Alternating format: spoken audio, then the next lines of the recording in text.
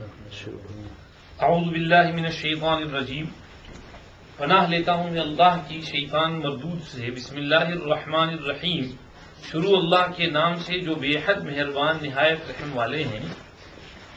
وَلَقَدْ خَلَقْنَا الْإِنسَانَ مِنْ سُلَالَةٍ مِّن طِينٍ، اور تحقیق کی ہم نے بنایا انسان کو چنی ہوئی مٹی سے، خلاصہ مٹی سے۔ ثم جعلناه نطفة في قرار مکین، پھر ہم نے اس کو پانی کی بوند کر کے رکھا ایک جمے ہوئے ٹھکانے میں۔ ثم خلقنا النطفة علقة، پھر ہم نے اس بوند سے جمع ہوا خون بنایا۔ فخلقنا العلقة مضغة، پھر اس جمے ہوئے خون سے گوشت کی بوٹی بنائی۔ فخلقنا المضغة عظاما، پھر اس بوٹی سے ہڈیاں بنائیں۔ فکسونا العظام لحما، پھر ہم نے ان ہڈیوں پر گوشت پہنا دیا۔ ثم انشأناه خلقا آخر، پھر تو ہم نے اٹھا کر کھڑا کر دیا ایک نئی ہی صورت میں۔ فتبارک اللہ احسن الخالقین، سو بڑی برکت والا ہے اللہ جو سب سے بہتر بنانے والا ہے۔ ثم انکم بعد ذلک لمیتون، پھر بے شک تم اس کے بعد مرو گے۔ ثم انکم یوم القیامت تبعثون، پھر بے شک اس کے بعد تم قیامت کے دن کھڑے کیے جاؤ گے۔ وَلَقَدْ خَلَقْنَا فَوْقَكُمْ سَبْعَ طَرَائِقَ، اور ہم نے بنا رکھے ہیں تمہارے اوپر 7 رستے۔ وَمَا كُنَّا عَنِ الْخَلْقِ غَافِلِينَ، اور ہم مخلوق سے بے خبر نہیں ہیں۔ 7 رستے یعنی 7 آسمان جہاں سے فرشتے جاتے ہیں آتے ہیں۔ وَأَنزَلْنَا مِنَ السَّمَاءِ مَاءً بِقَدَرٍ فَأَسْكَنَّاهُ فِي الْأَرْضِ، اور ہم نے آسمان سے پانی اتارا ماپ کر اندازے کے ساتھ، پھر اس کو ٹھہرا دیا زمین میں۔ وَإِنَّا عَلَى ذَهَابٍ بِهِ لَقَادِرُونَ، اور بے شک ہم اس کو لے جانے پر قدرت رکھتے ہیں کہ اس کو لے جائیں اور سکھا دیں۔ فَأَنشَأْنَا لَكُمْ بِهِ جَنَّاتٍ مِّن نَخِيلٍ وَأَعْنَابٍ، ہاں پھر اسی پانی سے ہم نے تمہارے لیے بنائے باغ کھجور کے اور انگور کے۔ لَكُمْ فِيهَا فَوَاكِهُ كَثِيرًا، تمہارے واسطے ان میں بہت سے میوے ہیں۔ وَمِنْهَا تَأْكُلُونَ، اور انہی میں سے تم کھاتے بھی ہو۔ وَشَجَرَةً تَخْرُجُ مِنْ طُورِ سَيْنَاءَ، اور بنایا ہم نے ایک درخت تمہارے لیے، ایک درخت جو نکلتا ہے طور سینا سے، سینا کے پہاڑ طور سے۔ تَنبُتُ بِالدُّهْنِ وَصِبْغٍ لِلْآكِلِينَ، وہ اگاتا ہے تمہارے لیے تیل اور روٹی ڈبونے کی چیز کھانے والوں کے لیے۔ وَإِنَّ لَكُمْ فِي الْأَنْعَامِ لَعِبْرَةً، اور بے شک تمہارے لیے چوپایوں میں بھی دھیان دینے کی بات ہے، عبرت ہے۔ نُسْقِيكُم مِّمَّا فِي بُطُونِهَا، ہم تم کو پلاتے ہیں اس سے جو کچھ اس کے پیٹ میں ہے۔ وَلَكُمْ فِيهَا مَنَافِعُ كَثِيرًا، اور تمہارے لیے ان میں بہت سے فائدے ہیں۔ وَمِنْهَا تَأْكُلُونَ، اور بعضوں کو تم کھاتے بھی ہو۔ وَعَلَيْهَا وَعَلَى الْفُلْكِ تُحْمَلُونَ، اور ان پر اور کشتیوں پر تم لدے پھرتے ہو۔ سورہ مومنون چل رہی ہے۔ پچھلی آیتوں میں اوپر اللہ رب العزت والجلال نے مومنوں کی 7-8 صفات بیان کی۔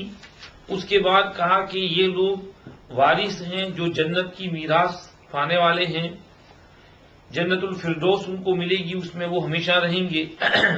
اس کی شرح کر دی تھی کہ وہ 7 صفات کیا ہیں۔ ایک بات رہ گئی تھی، اللہ پاک نے اس کو میراث سے کیوں تعبیر کیا کہ جنت الفردوس کی میراث ملے گی۔ میراث کہتے ہیں انہیریٹنس کو، آدمی کسی کا وارث بنے۔ اس کے معنی یہ ہوئے کہ وہاں پر جنت کا کچھ حصہ کسی اور کا تھا، اس کو ان کو وارث بنایا گیا۔ ایک حدیث میں فرمایا قیامت کے دن، یوں کہو، حدیث میں فرمایا کہ تم میں سے کوئی ایسا نہیں جس کا ایک ٹھکانہ جنت میں نہ بنایا گیا ہو اور ایک ٹھکانہ دوزخ میں۔ تو جب وہ جنت میں جاتا ہے تو اس کو میراث ملتی ہے کسی دوسرے کافر کی جس کا جنت والا گھر تھا، اور دوزخ میں جو ٹھکانہ تھا اس کی میراث ملتی ہے اس کافر کو۔ تو ادھر وہ وارث بنتا ہے، ادھر یہ وارث بنتے ہیں۔ تو چونکہ ادھر اللہ پاک جو ہے اس کا جنت کا گھر بڑا کر دیتے ہیں، اس لیے اللہ پاک نے یہاں یہ فریز یوز کیا میراث۔ جیسے دنیا میں تمہیں میراث ملتی ہے تو وہاں پر بھی تم کو جنت الفردوس کی میراث ملے گی۔ اور ہو سکتا ہے اللہ پاک نے میراث سے اس لیے بھی تعبیر کیا، وہ نمبر 2 کہ ویسے تو ہم صبح سے شام تک جاب کرتے ہیں، محنت کرتے ہیں، تب ہم کو ہماری ویجز ملتی ہے 9 till 5، لیکن میراث بغیر محنت کی ملتی ہے۔ باپ نے پوری زندگی محنت کی اور بہت بڑا اسٹیٹ اور مکان اور مینشن اور بلین ملین چھوڑ کر گیا اور مفت میں مل گیا بیٹے کو۔ تو جس طرح وہ مفت میں ملتا ہے، اللہ پاک میراث کا لفظ یوز کر کے ہم کو کہنا چاہتے ہیں کہ تمہارا عمل اور تمہاری محنت وہ جنت کی کیا قیمت بن سکتا ہے؟ تمہارا عمل جو ہے جنت کا مستحق بننے کے قابل نہیں ہے، وہ تو ہمارا فضل ہے کہ ہم تم کو جنت دیتے ہیں۔ جس طرح میراث مفت میں ملتی ہے، جنت بھی مفت میں ملے گی۔ اسی لیے ایک حدیث میں آتا ہے، ایک شخص کے بارے میں اللہ پاک نے حکم دیا کہ یہ بڑا نیک تھا، عبادت گزار تھا، پوری زندگی عبادت کی تھی، کبھی گناہ نہیں کیا تھا۔ اللہ نے فرمایا کہ چلو اس کو میرے فضل سے جنت میں لے جاؤ۔ وہ کہنے لگا، اللہ تیرے فضل سے میں کیسے جنت میں جاؤں؟ ساری زندگی میں نے اتنی محنت کی، وہ ساری میری محنت کہاں گئی؟ کون سی محنت؟ میں نے 500 سال تک تیری عبادت کی ہے۔ اچھا، فرشتوں سے کہا، فرشتوں اس کو ذرا جہنم کی طرف لے چلو۔ تو فرشتے اس طرف لے جانے لگے، ابھی تو جا رہے ہیں کہ راستے میں اس کو بہت سخت پیاس ستانے لگی، بہت پیاس نے ستایا۔ اس نے کہا کہ ایک گلاس پانی پلاؤ۔ فرشتوں نے کہا کہ اچھا جی پانی تو ملے گا، لیکن اپنی زندگی بھر کی عبادت دے دو تو ایک گلاس پانی ملے گا۔ اب وہ پریشان ہو گئے، اس نے سوچا کیا کرنے لگا، ٹھیک ہے دے دو۔ اب جناب عبادت پوری زندگی دے دی اور ایک گلاس ٹھنڈا میٹھا میٹھا پانی ملا، پیا، تب آرام ہوا۔ اب جو ہے کہا کہ اب جنت میں کیسے جاؤ گے، اب تو ادھر ہی جانا ہے۔ انہوں نے کہا کہ نہیں بابا، آپ کے فضل سے ہی جنت ملے گی۔ تو اللہ پاک نے فرمایا کہ ہاں اب تمہارا دماغ ٹھکانے آیا، جنت جو ملتی ہے، ہمارا عمل جو ہے وہ کیا جنت ہم کو دلا سکتا ہے؟ اللہ کا فضل جنت دلائے گا۔ ہمارا عمل اللہ کے دربار میں پیش کرنے کے قابل نہیں۔ جیسے وہ ہارون رشید والا قصہ، قحط آیا، کافی مدت سے بارش نہیں ہو رہی تھی، تو سمجھیے کہ ایک دیہاتی نے سوچا کہ لاؤ بادشاہ بیچارہ پیاسا مر رہا ہوگا، اس کے لیے میں پانی لے جاتا ہوں۔ ایک مٹکے میں پانی بھرا، سر پہ رکھا اور اپنے دیہات سے چل کر کے بغداد شہر میں آیا، بادشاہ کا محل ڈھونڈا، بادشاہ کے یہاں پہنچا۔ کیوں آئے ہو جی؟ بادشاہ کے لیے پانی لائے ہوں، شاید وہ پیاسا مر رہا ہو۔ بادشاہ کے یہاں پہنچا کہ یہ آیا ہے کوئی دیہاتی پانی لے کر۔ بادشاہ نے کہا اچھا لاؤ، کیا لایا پانی؟ اس کو جب ڈھکنا جو کھولا تو وہ پانی میں سے بدبو آ رہی ہے، لیکن بادشاہ ذرہ برابر بھی چی بجبی نہیں ہوا۔ اس نے کہا اچھا، خادم کو بلایا کہ ادھر آؤ، یہ بیچارہ بہت محنت سے دیہات سے پانی اٹھا کر لایا ہے، اس کو لے جاؤ، پانی کو نکال لو اور اس مٹکے میں سکے بھر دو اور سونے چاندی کے، اور پھر اس کو واپس کرو۔ اور جب سکے بھر دیے، پھر جب لے جانے لگے تو کہا کہ اس کو ذرا ہمارے دریائے دجلہ کے پاس سے لے جانا، ٹگریس ریور کے پاس سے، تاکہ وہ دیکھے کہ ہمارے پاس پینے کا پانی بہت ہے۔ چنانچہ بھر دیا، پھر وہاں سے اس کو لے جانے لگے تو وہ بڑا شرمندہ ہوا۔ اس نے کہا کہ یار میرا ہدیہ وہ سڑا ہوا بدبودار پانی وہ بادشاہ کے دربار کے قابل نہیں تھا، بادشاہ بڑا کریم ہے کہ میرا ہدیہ قبول بھی کیا اور اوپر سے انعام بھی دیا۔ تو ہماری نماز شروع سے اللہ اکبر سے لے کر سلام تک ہمارا کوئی دھیان نہیں، اور ہمارے روزے، ہماری عبادات، یہ وہ اس سڑے ہوئے پانی کی طرح سے ہے۔ یہ اس مالک کا کرم ہے کہ وہ ہماری عبادت قبول کر لیتا ہے اور ہم کو دیتا ہے، نوازتا ہے۔ تو یہی اس کو اللہ پاک نے اس لیے یرثون الفردوس کہ فردوس کی ان کو میراث ملے گی، جیسے بغیر محنت کی وہ مفت میں مل جاتی ہے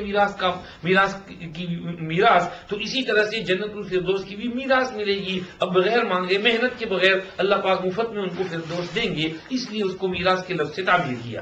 آگے اللہ پاک کہہ رہے ہیں وَلَقَدْ خَلَقْنَا الْإِنسَانَ مِنْ سُلَالَةٍ مِنْ طِينٍ، انسان کی پیدائش اور اس کے کچھ احوال اللہ پاک بیان فرما رہے ہیں۔ اللہ پاک نے اوپر جو ہے ہمارے سامنے مفلحین مومنین کی صفات بیان کی اور بتایا کہ ان کو جنت الفردوس ملنے والی ہے، تو گویا معاد اور آخرت کا ذکر کیا۔ تو اللہ معاد اور آخرت کو سمجھانے کے لیے مبدا اور ابتدا کی طرف ذہن کو لے جاتے ہیں کہ اگر تم کو سمجھ میں نہ آتا ہو کہ جنت کیسے ملے گی، کیسے دوسری رات میں اٹھیں گے، تو اپنی ابتدا پر دھیان دو، تم تھے کیا، کیسے وجود میں آئے۔ تو جو خدا تم کو اس سے وجود دے سکتا ہے وہ تم کو دوبارہ بھی اٹھا سکتا ہے اور جنت الفردوس بھی دے سکتا ہے۔ اس لیے اپنا ایمان مضبوط کرو اور ایمان پختہ رکھو، اس لیے ابتدا کی طرف دھیان دلاتے ہیں۔ ہم نے انسان کو بنایا ہے مٹی کے ایک خلاصے سے، سلالۃ من طین، مٹی کا ایک سلالہ، سل یسلو سلن کے معنی آہستہ سے نکالنے کے آتے ہیں، جیسے گھونڈے ہوئے آٹے میں سے بال کو کھینچ لیا جائے، جیسے تلوار کو نیام میں سے نکالا جائے، اس کو کہتے ہیں سل السیف، اور استل یستلو کے معنی بھی نکالنے کے آتے ہیں. تو سلالت من طین، مٹی کا کچھ خلاصہ اور نچوڑ اور چنی ہوئی مٹی. قرطبی رحمہ اللہ نقل کرتے ہیں کہ مٹی کا سلالہ اس کو کہتے ہیں کہ گیلی مٹی کو کوئی شخص ہاتھ میں لے اور اس کو پریس کرے تو اس کی انگلیوں کے بیچ میں سے جو مٹی نکلے گی اس کو سلالہ کہتے ہیں. تو وہ جو دھیمے دھیمے اندر سے سیپ ہوتی ہے، نکلتی ہے، اس کو سلالہ کہتے ہیں. تو سلالت من طین، مٹی کے ایک ایسے خلاصے اور نچوڑ سے اللہ اس کو ہم نے بنایا. ابن کثیر رحمۃ اللہ علیہ حدیث نقل کرتے ہیں کہ اللہ پاک نے جب آدم علیہ السلام کو پیدا کرنے کا ارادہ فرمایا تو زمین سے مٹی لی اور مختلف جگہوں سے مختلف قسم کی مٹیاں لی اور اس سے پھر آدم علیہ السلام کا پتلا تیار کیا. اسی لیے آدم کی اولاد مختلف آتی ہیں، کوئی حبشی کالا ہوتا ہے، کوئی سفید ہوتا ہے، کوئی سرخ ہوتا ہے، اور ان کے اخلاق بھی مختلف ہوتے ہیں. کوئی سخت طبیعت کا ہوتا ہے، کوئی نرم طبیعت کا ہوتا ہے. جیسی مٹی سے اس کو بنایا گیا اس قسم کا اس کا جسم، اس کا رنگ اور اس قسم کا اس کا مزاج اور اس کے احوال ہوتے ہیں. اس لیے کہ مختلف قسم کی مٹی سے اللہ پاک نے آدم علیہ السلام کا پتلا بنایا تو ان کی اولاد بھی مختلف طرح سے وجود میں آئی. اس لیے کہا کہ من سلالۃ من طین. دوسری جگہ فرمایا من طین لازب، ہم نے چپکتی ہوئی مٹی سے بنایا. ایک اور جگہ فرمایا من صلصال من حمأ مسنون، ایک کھن کھناتے ہوئے بدبو والے کیچڑ سے اس کو بنایا. حمأ کے معنی کیچڑ اور مڈ جس میں سے ایک خاص اسمیل آتی ہے، اور سمجھیے کہ مسنون سمجھیے کہ وہ جس میں بو آ گئی ہو، اور سلسال کے معنی کھنکھناتا ہوا. جو ٹھیکڑا اور کلے کا جو برتن ہوتا ہے اس کو ذرا سا ہلائیں تو اس میں سے تھوڑی سی آواز نکلتی ہے، کھن کھن کھن کی آواز بھی آتی ہے کیونکہ وہ بیچ میں ہولو ہوتا ہے. تو وہ کھنکھناتی ہوئی مٹی سے اللہ پاک نے بنایا. تو یہ مختلف طرح سے اللہ پاک نے اس کو مختلف جگہوں پر الگ الگ الفاظ میں تعبیر کیا ہے. تو ہم نے مٹی کے خلاصے کو لے کر کے اس سے آدم علیہ السلام کو بنایا. یہاں پر آدم علیہ السلام کی تخلیق کی طرف اشارہ ہے، الانسان سے اشارہ آدم علیہ السلام کی طرف. جن سے انسان اور ان کی ابتدائی اور پہلے جو انسان ہے ان کو ہم نے مٹی کے خلاصے سے بنایا اور ان کا اصل پتلا تیار کیا. 60 فیٹ لمبا اور سمجھیے اسی سائز کا بہت بڑا لمبا پتلا. آدم علیہ السلام 60 فیٹ کے تھے. پھر وہ خلق جو ہے اس میں ریڈکشن آتا گیا اور گھٹتی گئی حتیٰ کہ اب 6-7 فیٹ کے اوپر آ کر کے رک گئی. 7 فیٹ سے اوپر شاذ و نادر کوئی آدمی ملے گا. عموماً آدمی 5-6 کے بیچ میں ہوتے ہیں. 6 سے اوپر ہو جائیں تو بہت لمبے، 6-6.5 کے 7 کے تو بہت لمبے سمجھے جاتے ہیں. ورنہ آدم علیہ السلام 60 ذراع کے تھے. جیسے خلق اللہ آدم علی صورتہ طولہ 60 ذراعا، کہ ان کی جو صورت تھی اس پر بنایا.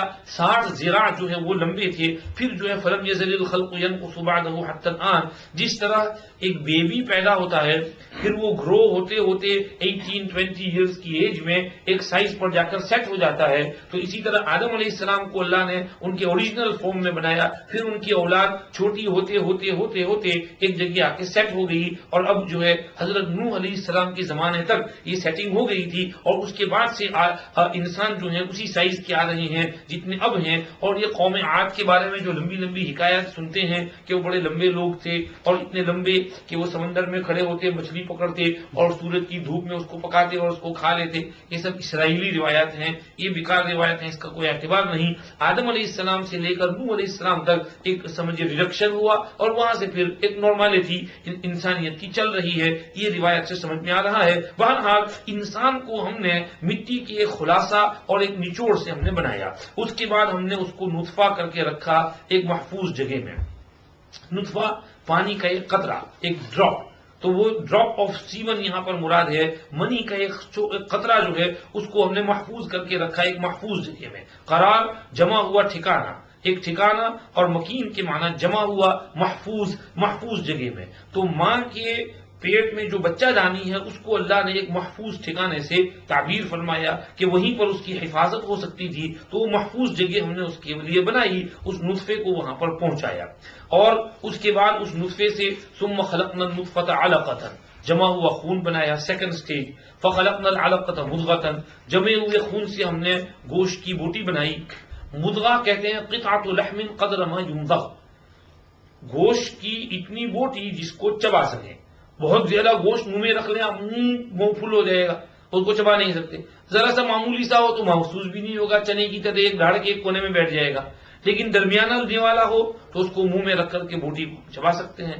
چبا کر کے اس کی جو کیفیت ہو جاتی ہے اور اس نوالے کو نگلنے سے پہلے اس کو مدغہ کہتے ہیں. تو اللہ پاک نے فرمایا کہ علقہ سے ہم نے پھر اس کو آگے اس کا سٹیج بڑھایا، اس کو مدغہ بنایا، پھر اس مدغہ اس گوشت کی بوٹی سے ہم نے ہڈیاں بنائی اور اسی میں سے بونز ریڈی کیے، اور جب وہ بونز ریڈی ہو گئے تو اس کے اوپر ہم نے گوشت پوش چڑھا دیا، گوشت بھی چڑھایا، چمڑی بھی بنا دی، اور اسی میں سے آنکھ، کان، منہ، ہاتھ، 5 انگلیاں، پاؤں اور یہ شرمگاہ اور یہ سب چیزیں، پیشاب پیخانے کا رستہ، یہ سب ہم نے اس کا تیار کر دیا. ایک عجیب سمجھیے کی طرح سے اس کو بنایا. پھر تو کیا ہو گیا، ثم انشأناه خلقا آخر، پھر تو ہم نے ایک نئی صورت ہی میں بنا دیا اس کو، ایک نئی شکل اور نیا فارم اس نے اختیار کر لیا. کہاں وہ ایک قطرہ اور ایک ڈراپ آف سیمن تھا جو کپڑے پر لگ جائے تو کپڑا ناپاک ہو جائے اور اس کو دھوئے بغیر نماز صحیح نہ ہو، اور اسی سے ہم نے کتنا بہترین 9 مہینے کے اندر بہترین خوبصورت بیبی تیار کر دیا. فتبارک اللہ احسن الخالقین، بڑی برکت والا ہے اللہ جو تمام بنانے والوں میں سب سے اچھا بنانے والا ہے، اس سے اچھی بناوٹ کسی کی نہیں ہے. تو اس لیے فتبارک اللہ بڑی برکت والا ہے، ساری برکتیں اس کے ہاتھ میں ہیں. ثم انکم بعد ذلک لمیتون، ہاں اس کے بعد پھر تمہیں موت آنی ہے. ثم انکم یوم القیامت تبعثون، اس کے بعد پھر تمہیں قیامت کے دن اٹھایا جائے گا. اللہ پاک نے یہ اشارہ کیا. اللہ پاک اس میں اپنی قدرت کے کچھ دلائل بیان فرما رہے ہیں. 4 دلائل بیان کی ہیں. ایک تو انسان کی پیدائش، تخلیق، دوسرے آسمان کی پیدائش، تیسرے آسمان سے پانی کو برسانا اور اس سے پھر قسم قسم کے اناج، غلے، میوے، پودے وغیرہ اگانا، اور چوتھے اللہ پاک کا زمین میں چوپایوں کو پیدا کر دینا تاکہ ان کا گوشت کھا سکیں، ان کا دودھ پی سکیں، ان کے دودھ سے دہی اور گھی اور مکھن اور کریم اور یہ بٹر اور یہ سب چیزیں بنا کر کے ہم یوز کر سکیں. یہ نعمتیں اللہ پاک نے ان کی طرف اشارہ فرمایا کہ یہ 4 نعمتیں ہیں میری، ان پر دھیان دو. جب میں یہ سب کام کر سکتا ہوں تو تمہیں قبر سے بھی دوبارہ اٹھا سکتا ہوں اور اپنے یہاں لا کر کے تم کو حاضر کر سکتا ہوں. اب یہ جو ثم جعلناہ نطفۃ فی قرار مکین، یہ اس کی سیکنڈ تخلیق ہے. آدم علیہ السلام مٹی سے اور حوا علیہ السلام ان کی پسلی سے، اور اس کے بعد آدم اور حوا کے ملاپ سے ان کی نسل چلی. اور وہو الذی خلق من الماء بشرا فجعلہ نسبا وصہرا، پانی سے بشر کو بنایا اور اس کا نسب اور سسرالی رشتہ قائم کر دیا. یا ایھا الناس اتقوا ربکم الذی خلقکم من نفس واحدہ، ایک جان سے تم کو بنایا. وخلق منها زوجها، اس سے اس کا جوڑو بنایا. وبث منهما رجالا كثيرا ونساء، ان دونوں سے بہت سے مرد، بہت سی عورتیں اللہ پاک نے دنیا میں سکیٹر کر دی، پھیلا دی، بکھیر دی. اللہ پاک نے یہ انسانیت کی ابتدا کی طرف اس سے اشارہ کیا ہے. تو یہاں پہلے انسان آدم اور حوا علیہ السلام، اور ان سے پھر نطفہ کہ اس کے ذریعے سے اللہ پاک نے سمجھیے انسانیت کی پیدائش وغیرہ کو جاری رکھا. اب اس کے اندر ایمبریولوجی اور یہ جو تخلیق والی جو دنیا ہے اس کا ایک مستقل علم جو ہے سمجھیے کہ اس سے وجود میں آتا ہے. سائنس والے جو ہیں ان کی عقل اس میں حیران رہ جاتی ہے کہ اللہ پاک نے کیسا بہترین فٹ و فٹ ڈسکرپشن دیا ہے کہ کوئی اور اس کو بیان کرنے پر قادر نہیں ہے. اور محمد الرسول اللہ صلی اللہ علیہ وسلم کی نبوت کی یہ دلیل ہے کہ آپ اللہ کے نبی ہیں. ورنہ کوئی آدمی 1400 سال پہلے اس سٹون ایج کے اندر یہ کسی طرح سے یہ چیزیں بتا نہیں سکتا. اس وقت ایسے microscope, scanning machine, X ray machine یہ چیزیں تھی نہیں. تو محمد الرسول اللہ کسی حاملہ کے پیٹ کو چیر کر دیکھنے نہیں گئے تھے. اگر حاملہ کے پیٹ کو چیرتے تو وہ نطفہ اسی وقت ڈیزالو ہو جاتا اور نظر بھی نہ آتا، دکھائی بھی نہ دیتا کہ وہاں پر کوئی چیز ہے. اور سمجھیے کہ اس کا پھر پہلے نطفہ ہونا، اس کے بعد جمع ہوا خون بننا، پھر بوٹی بننا، پھر ہڈیوں کا چڑھنا، پھر اس میں ایک نئی خلقت میں آ جانا، پھر روح پھونکا جانا، یہ سب حضور نے بتایا ہے. حدیث کے اندر فرمایا کہ ایک حدیث میں آیا 4 مہینے میں روح پھونکتی ہے، ایک میں آتا ہے 42 دن کے اندر میں 42 ڈیز میں ایک چلے میں ہی اس کی تخلیق ہو جاتی ہے، ایک شکل بن جاتی ہے. اور اس کے بعد فرشتہ آتا ہے، پوچھ لیتا ہے کہ اس کو لڑکا بنانا ہے کہ لڑکی بنانا ہے، اور اس کو سمجھیے کہ یہ نیک نیکبخت ہوگا یا بدبخت ہوگا، اور اس کے اعمال کیا کیا ہوں گے، اس کی زندگی کتنی ہوگی، اور اس کا لائف سپان کیا ہوگا، اور پھر اس کا انجام کیا ہوگا. تو یہ چیزیں اس کی روزی کتنی ہوگی، کتنا رزق دیا جائے گا. تو اس کی زندگی، اس کی روزی، اس کا عمل، یہ سب میل فیمیل یہ سب فرشتہ نوٹ ڈاؤن کر لیتا ہے، پھر اس کی نگرانی کرتا رہتا ہے. اللہ پاک کی جو حکمت، جو حکم ہوتا ہے اس کے حساب سے نگرانی ہوتا ہے. اور سمجھیے کہ اس طرح سے وہ بچہ وجود میں آتا ہے. اس کو بیان کیا ہے. اب اس پر لوگوں نے مختلف طرح سے کلام کیا ہے. ڈاکٹر کیس مور کینیڈین سائنٹسٹ گزرے ہیں، سعودی عرب والوں نے ان کو بلایا تھا اس پر ریسرچ کرنے کے لیے. انہوں نے کافی ریسرچ کے بعد کہا قرآن نے جو ڈسکرپشن دیا ہے بالکل فٹ و فٹ ہے، اس سے اچھا ڈسکرپشن نہیں دے سکتے ہیں. اور ان سے پوچھا گیا کہ یہ محمد کسی اور طرح سے اس کو جان سکتے ہیں، از would have been any other way؟ کہا کہ نہیں. So do you believe that this is word of God and Muhammad is prophet؟ تو اس نے کہہ دیا I would say so. یا اس طرح کے الفاظ اس نے یوز کیے. کلمہ پڑھا نہیں پڑھا اللہ جانے، لیکن اس نے یہ اعتراف کیا کہ یہ کوئی انسان کی اس بات کو نہیں کہہ سکتا، یہ حضور کی طرف سے کہی ہوئی بات نہیں ہے، اللہ کی طرف سے اتاری ہوئی بات ہے. یہ اس نے اعتراف کیا تھا. اب اس پر مزید بات ڈاکٹر صاحب کو ہم انوائٹ کرتے ہیں. ڈاکٹر صاحب آئیں اور ڈاکٹری کی لائن سے ذرا میڈیکل لائن سے اس کو سمجھائیں. اچھا جی، یہ کتنا ہے واپس؟ تو بہت ٹائم نماز 8:45 کو ہے نا؟ یہ بھی ہے 20 منٹ. آ جاؤ ڈاکٹر صاحب ادھر، میں ادھر جاتا ہوں. بسم اللہ الرحمن الرحیم. الحمد للہ نحمده ونستعینه ونستغفره ونؤمن به ونتوکل علیہ ونعوذ باللہ من شرور انفسنا ومن سیئات اعمالنا من یهده الله فلا مضل له ومن یضلل فلا هادی له ونشهد ان لا اله الا الله وحده لا شريك له ونشهد ان سيدنا ونبينا ومولانا محمدا عبده ورسوله اما بعد فإن أصدق الحديث كتاب الله وأحسن الهدي هدي الأنبياء وخير السنن سنة محمد صلى الله عليه وسلم وأشرف الحديث ذكر الله وأحسن القصص قصص القرآن. ایک دفعہ درود شریف پڑھ لیں آپ لوگ. سورہ مومنین چل رہی ہے المومنون، اور مولانا نے بہت ہی جامع انداز سے اب تک جو انہیریٹنس ہمارا جنت میں ہوگا، دعا کیجیے کہ ہم لوگ سب جنتی بنے اور اس کے بارے میں بہت عمدگی کے ساتھ بہت اچھے انداز میں ہم لوگوں کو بڑی محبت سے پیار سے سمجھایا. اللہ تعالیٰ وہ جو صفات جنتیوں کی ان سب میں ہمیں اس کی توفیق عطا فرمائی. اب بات ہو رہی تھی ایمبریالوجی کے تعلق سے. اس سے پہلے دو چیزیں یاد رکھنا بہت ضروری ہے. یہ جو ایمبریالوجی ہے جس کے بارے میں ہم بات کرنے والے ہیں ایمبریالوجی کے تعلق سے، اس سے پہلے اس کا جو ریفرنس ہے ہم جس کتاب سے لیں گے اس کتاب کو اور اس کتاب کے مصنف کو سمجھنے کے لیے دو جملے کہتا ہوں، اس کے بعد انشاءاللہ ایمبریالوجی کی بات ہوگی. جس کتاب سے ہم بات کر رہے ہیں وہ لوح محفوظ میں سیکرڈ ٹیبلٹ میں محفوظ ہے، اس کو کوئی آلٹر نہیں کر سکتا. اور یہ جو کلام ہے اتنا نوبل کلام ہے کہ اس کی اتھینٹسٹی، اس کی ویلیڈیٹی، ہر کسی کتاب کی ایک اتھینٹسٹی اور ویلیڈیٹی ہوتی ہے آج کل ہر علم کی. یہ جو ویلیڈیٹی اور اتھینٹسٹی ہے وہ کریٹر کی ہے، جس کو ہم رب، خالق کہتے ہیں، سسٹینر اور پرووائڈر. تو اس لحاظ سے اس کی ویلیڈیٹی کے لیے کوئی ٹیسٹ کرنے کی ضرورت نہیں ہے. عموماً جب کتابیں لکھی جاتی ہیں کہ ویلیڈیٹی ٹیسٹ کے لیے سب سے امپورٹنٹ ٹیسٹ ہوتا ہے، اس کو کہتے ہیں مین وٹنی ٹیسٹ، جس کے اندر پی ویلیو نکالی جاتی ہے اور اس کو بتایا جاتا ہے کہ یہ کتنا صحیح ہے آن دی بیسس آف پروبیبلٹی کہ یہ کلام صحیح ہے.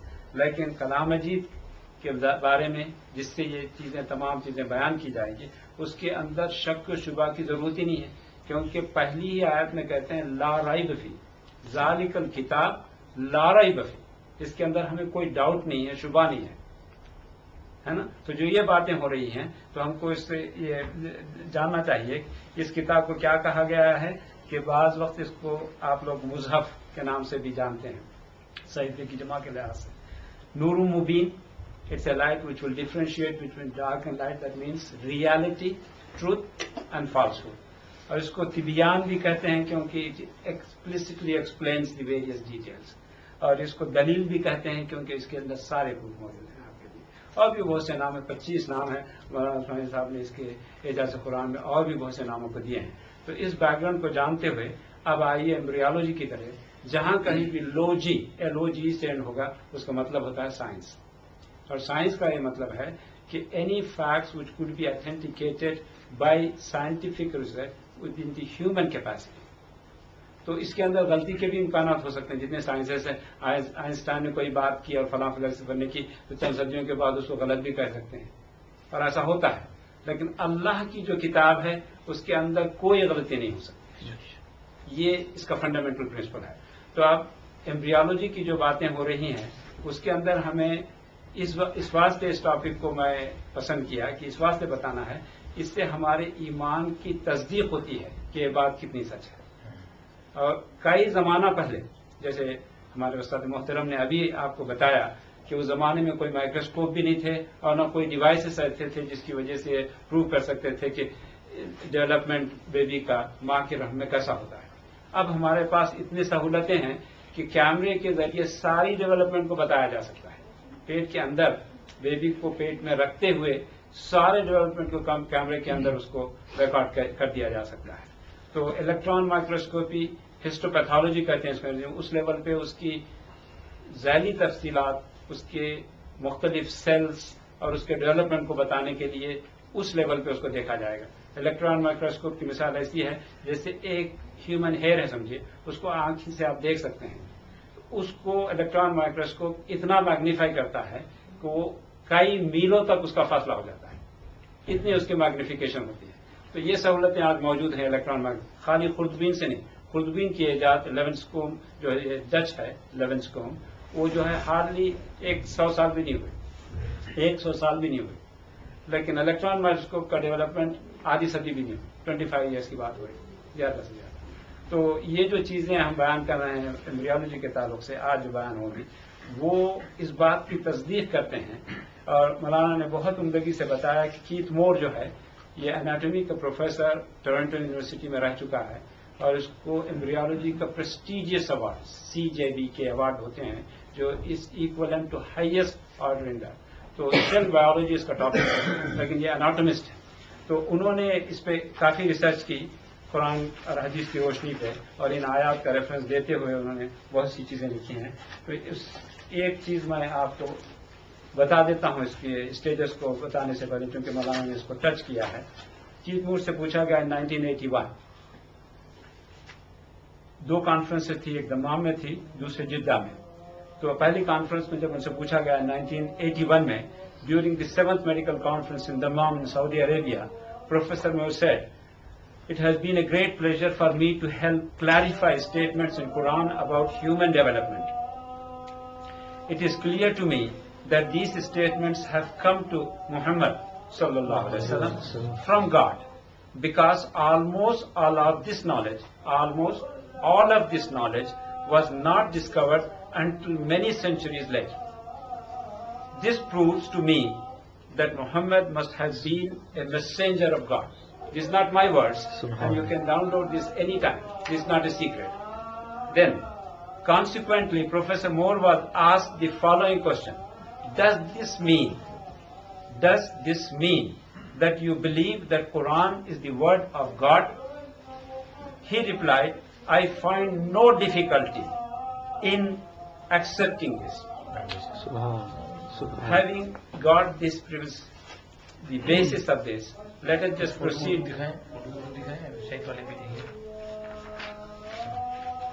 Some of the pictures which we have got from this side, this taken how the development of the baby inside mother's womb has taken place, and these ayats are from Surah Hajj. We will be referring that in a minute. But it shows you the development of the baby in situ along with the placenta. This is the layer in which the baby gets its nourishment from the mothers, from the cord, umbilical cord, and also it shows the position of the baby. So there are many such pictures you could see as we progress through this. But what I want to say now, that embryologically, the words which are used, we will concentrate on that. The first ayat, which Maulana has explained beautifully, it describes the various stages. Embryology is the science which describes the development of baby from conception till birth. That's the definition of embryology. So at the point of conception, Maulana has used the term today, sulala. Yeah? For the want of better word, Webster's dictionary as well as Cambridge Dictionary describes this word as quintessence of mud, a special sort of ingredients. It was believed that there is a certain agent in the mud, like ether, which is life-giving. So the word quintessence explains a special characteristic of the mud. And various words Maulana has explained that it sometimes is used word as theme as well. And in this particular context, if we understand, it's talking about the mud. And in that, there are various ingredients. If you believe that nutfa is created by an inorganic origin, then the accumulation of the various materials necessary for the conception in the form of the sperm or a fluid, which we describe as the actual agent in the conception, comes from inorganic material from food. So the actual ingredients, when they together, quintessence, forms the organic part, and then it gives to the life. So sulala in that respect contains the essence of it, which gives rise to these, the development for spermatozoa, which we otherwise call as sperms. That's the key thing. There are two ingredients. One is the male ingredient, other is the female. And the fertilization of these two give rise to the formation of nutfa. For nutfa, I have found 60 references in the Musaf, in the Quran Sharif, 60 references. I don't want to dwell into that in details, but I'll just give you a brief, very brief rundown on that references so that you can see that where, and when you have time, you can actually refer that, inshallah. First reference is chapter 6, ayah number 4 in Surah Nahl, and again in chapter 6, ayah 4, in Surah Sajda 32 in ayat number 8, Surah Fatir in ayat number 11, Surah Yasin in ayat number 77, Surah Najm 2 ayat 46, Surah Waqiyah in ayat number 58, and again in Surah Waqiyah in 58, and Surah Al-Qiyamah is ayat number 37, again in Surah Insan is ayat number 2, and Surah Abasa is ayat number 19, and Surah Tariq in ayat number 6 and 7. These are brief references. So there are many other places where we to mention. Going back to the ayah which Maulana has very nicely explained, the stages of embryology. The first word which was used was alaqa. In grammatical meaning in Arabic, in grammar. Second word, nutfa. Yeah, I just want to. Alaqa. Yeah, I just wanted to concentrate on alaqa. Yeah. Nutfa, we have explained that how it is coming is very detailed, but we have given a reference on that. The word alaqa, from Prof. Keith Moore's description, there have been lot of acquisition that Quran is not right, because they say alaqa means blood clot, and blood clot only occurs if there is abortion. Blood clot only comes, you can't create a life from clot because it's a congealed blood. That's why I'm trying to home in mainly on alaqa. We will go through the other stages. So in ayah, the first stage which has been described, nutfa we have discussed, we are now coming to the alaqa. In alaqa in Arabic there are three meanings in Arabic. One is like a particular worm who sucks blood, which is called leech. Yeah? In Urdu we call it jonk. That's one meaning. Other meaning of alaqa is something which is suspended. If you suspend something, that's also called alaqa. Third meaning of this is something which resembles or like a clot. If you look at the dictionarical meaning of alaqa, I have checked it with English translations, everywhere they have used which resembles or like clot. It's not blood clot. And my intense research has shown that at the stage when alaqa is formed, it actually looks like blood clot. The reason being that the blood vessels become congealed to supply the nourishment to the baby. Blood vessels, when they become congealed or blocked up with nutrients, they just become sort of swollen, and the blood through that vessels look like blood clot. It looks like blood clot. I'll just show you the actual picture of where it's a microscopic level, but blood vessels, when you look at the microscope, they look like this. Yeah. And when they get swelled up, they actually look like blood. The actual blood looks very reddish in color, various vessels when they are coming. But when it becomes congealed in the vessel, it obtains the appearance that of a blood clot. It's no longer red. So the opponents of this theory, saying that it has not been mentioned this is just an assumption, that there is something which looks like that. For that, these three meanings exactly fits that stage. The electron microscope is now showing that the embryo, remember these terms, that before the actual structure, various organs are formed, we call that particular stage of baby development as embryo. When the structures start forming, we call it fetus, or you can call it unborn baby. But when once it comes into the world, you will call babe or baby, male or female, doesn't matter. These are the various stages. So, इसको बोलते हैं embryo? Embryo is the early stages before रूह फूके जाने से पहले जो गोश्त के लोथड़े की जो शक्ल होती है, उस शक्ल को हम कहेंगे एम्ब्रियो। ठीक है, समझ गए ना? तो उससे पहले की जो शक्ल है जिसके अंदर नुत्फा बनता है उसको बोलते हैं जाइगोट, राइट? इसको याद रखें आप लोग। तो सबसे पहले मनी का खतरा जब मादर रहम में पहुंचता है तो अल्लाह ताला यहाँ अभी आयत में हम सुने हैं तो उसको एक सेफ प्लेस पे लॉन्च कर देते हैं। तो it clings to the wall of the uterus as a Leach, so it clings unless Allah wants that to be aborted, it actually clings. So the word clinging, alaka, fits 100%. एक सवाल पूछूं क्योंकि आप कह रहे हैं आपने काफी रिसर्च की है, ये 3 वेल्स ऑफ डार्कनेस का क्या मतलब है? अभी आ रहा है, उसके बारे में काफी रिसर्च टाइम कम है ना हमारे पास। हाँ, अभी इसके बारे में हम उसके आयत का रेफरेंस देके हम बयान करेंगे। तो दूसरी जो बात हो रही थी वो ये है कि it clings like a leaf, it looks like a blood clot, but it derives its nutrition from mother's womb at that stage before it is enclosed into that particular stage. 2 minute है। अच्छा, इसको खत्म कर देंगे तीसरे stage को। तो ये कीथ मोर ने जो पिक्चर्स दी है लीच की, मैं जरा वो आप लोगों को बता देता हूँ, तो जरा इसको देख रहे हैं आप लोग। ये है, देखिए, it looks like this is. चलिए इनको डिस्ट्रीब्यूट कर देना बच्चों को, आपके पास तो फैसिलिटी है ना। अभी तो दे दिया, 2 मिनट है। 2 मिनट। ये देखिए भाई, लीच के जैसा जो पिक्चर है ये एक्चुअल एम्ब्रियो है। कीथ मोर ने उसको सुपरइम्पोज किया है, ये एक्चुअल लीच है, ये जोंक है। दोनों के अंदर शक्लों के अंदर कितनी मुशाबहत है आप लोग खुद देख ले सकते हैं। इसको जो है मैं इसके साइड के पूरे रेफरेंसेस दूंगा। ये एम्ब्रियो और ये लीच है।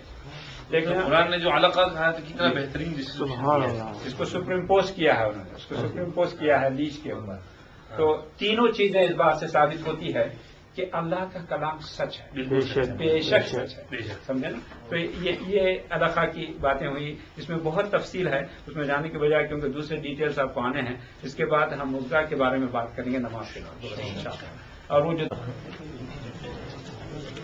बिस्मिल्लाहिर्रहमानिर्रहीम सुब्हानक ला इल्मा लना इल्ला मा अल्लमतना इन्नका अंतल अलीमुल हकीम रब्बि इश्रह ली सदरी व यस्सिर ली अमरी वाहलुल उक़दतम मिन लिसानी यफ़क़हू क़ौली।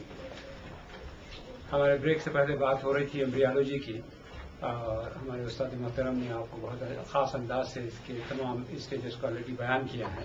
आज की गुफ्तगू का मकसद और तमाम सामीन कराम के लिए चीज़ें बताई जा रही है, अपने ईमान की ताजगी के लिए बताई जा रही है, ताकि अल्लाह की सच्ची बात जो किताब में लिखी हुई है उससे अपना ईमान ताज़ा हो। और अल्लाह जिसको हिदायत देना चाहते हैं उसको हिदायत आती है। चाहे कीथ मोर ये कहे कि मैं मानता हूँ नहीं मानता, उसका एक आयोटा बराबर कभी किसी को फर्क नहीं पड़ेगा। अल्लाह जिसको हिदायत देना चाहते हैं उसी को हिदायत देंगे। अल्लाह का कलाम बिल्कुल सच्चा है। तो बात मैंने अलका की बताई थी कि इसके 3 माने हैं अलका के, और वो तीनों माने हमने बता दिए कि एक जो है जोंक के जैसा होता है जिसको कि लीच कहेंगे, दूसरा जो है उसको क्लिंग, मादर रहम को उसको क्लिंग कर लेता है, उसको पकड़ा रहता है उसके ऊपर, जैसे जोंक जो है खून चूसते वक्त किसी टिश्यू से अटैच हो जाती है। और तीसरा जो माने जो थी कि वो रहम मादर से उसके न्यूट्रिएंट को लेता है, तो उसके लिए सस्पेंडेड रहना जरूरी रहता है, ताकि वो एक सैक होती है रहम मादा की एक सैक होती है, जिसको एम्ब्रियानिक सैक एक थैली की जैसी होती है, तो तीनों माने बिल्कुल फिट होते हैं। तो फसाहत और बलागत के साथ साथ अल्लाह ने जिस अंदाज से इस कलाम को बयान किया है, वो किसी आदमी के कलाम में ये चीज नहीं आ सकती। यही बताना है, इन अल्फाज के बताने का मकसद ये है कि ये जो कलाम सच्चा है, सब मानते हैं, इसको प्रूव करने की भी जरूरत है। अल्लाह का चैलेंज है सूरह बनी इसराइल में, अगर तुम चाहते हो तो ऐसा एक मिस्र मेरा एक कलाम बना के ला लो। और उसके बाद अल्लाह ये कहते हैं कि सारे इंसान और जिन्ना मिलकर लेंगे, इसको मिसाल कोई कलाम बना के नहीं ला सकेंगे। तो ये बात बिल्कुल सच्ची है। तो अब दूसरे स्टेज पे आते हैं, और ये चीज को भी आप लोग याद रख लें कि एम्ब्रियोलॉजी में मैंने आपको बता दिया है कि मनी के अखराज के बाद जब नुतफा जो है मादे रहम में पानी की शक्ल में ड्रॉप होता है, उसके भी आप रेफरेंसेस आएंगे कि पानी क्यों कहा गया है और उसको उसकी क्या कहाँ से निकलता है, एनाटॉमिकली उसको हम बता देंगे, क्योंकि एम्ब्रियोलॉजी में आता है ये। तो इसके अंदर ये चीज याद रखनी चाहिए कि नुतफे का खरार के लिए एक बेहतरीन मुकाम जो कि सेफ हो, अटैचमेंट के अलावा सेफ हो, उसको मादे रहम की तरफ क्या हम उसके अंदर फिक्स कर देते हैं। ये लफ्ज आता है, तो नुतफे को फिक्स कर देते हैं। तो इसकी मादे रहम की जो स्ट्रक्चर है एनाटॉमिकली, नुतफे के लिए फिक्स होने के लिए, उसके मूवमेंट के लिए आइडियल एनवायरनमेंट है। जैसे कि एक सीड को एक फल्ला एक किसान डाल देता है और उससे उम्मीद करता है कि इससे फल आएंगे, तो उसको खेती। इसीलिए मेरे प्यारे आका सल्लल्लाहु अलैहि वसल्लम ने फरमाया, तुम्हारी वाइफ तुम्हारी खेतियां हैं। ये जो लफ्ज इस्तेमाल हुआ उसका एक खास मकसद है। तो एम्ब्रियोलॉजी में ये जो हम बात बताए थे अलखा के फिक्स होने के लिए, ये भी उसके लिहाज से फिक्स होता है। खरार मक्कीन, उसका जो मुकाम दिया है, उसको खरार जो दिया है, वो उसकी स्ट्रक्चर को अगर देखेंगे किसी और टिश्यू में जो है वो स्टेबल नहीं हो सकता। इसीलिए उसको बिल्कुल सेफ मुकाम पे उसको डिपॉजिट किया जाता है। तो अब दूसरा जो स्टेज है, जिसको हम मौलाना ने बहुत अच्छे अंदाज से बताया कि अगर किसी गोश्त के टुकड़े को आप चबा लें तो उसके ऊपर टीथ मार्क्स आ जाते हैं, दांतों के मार्क आते हैं।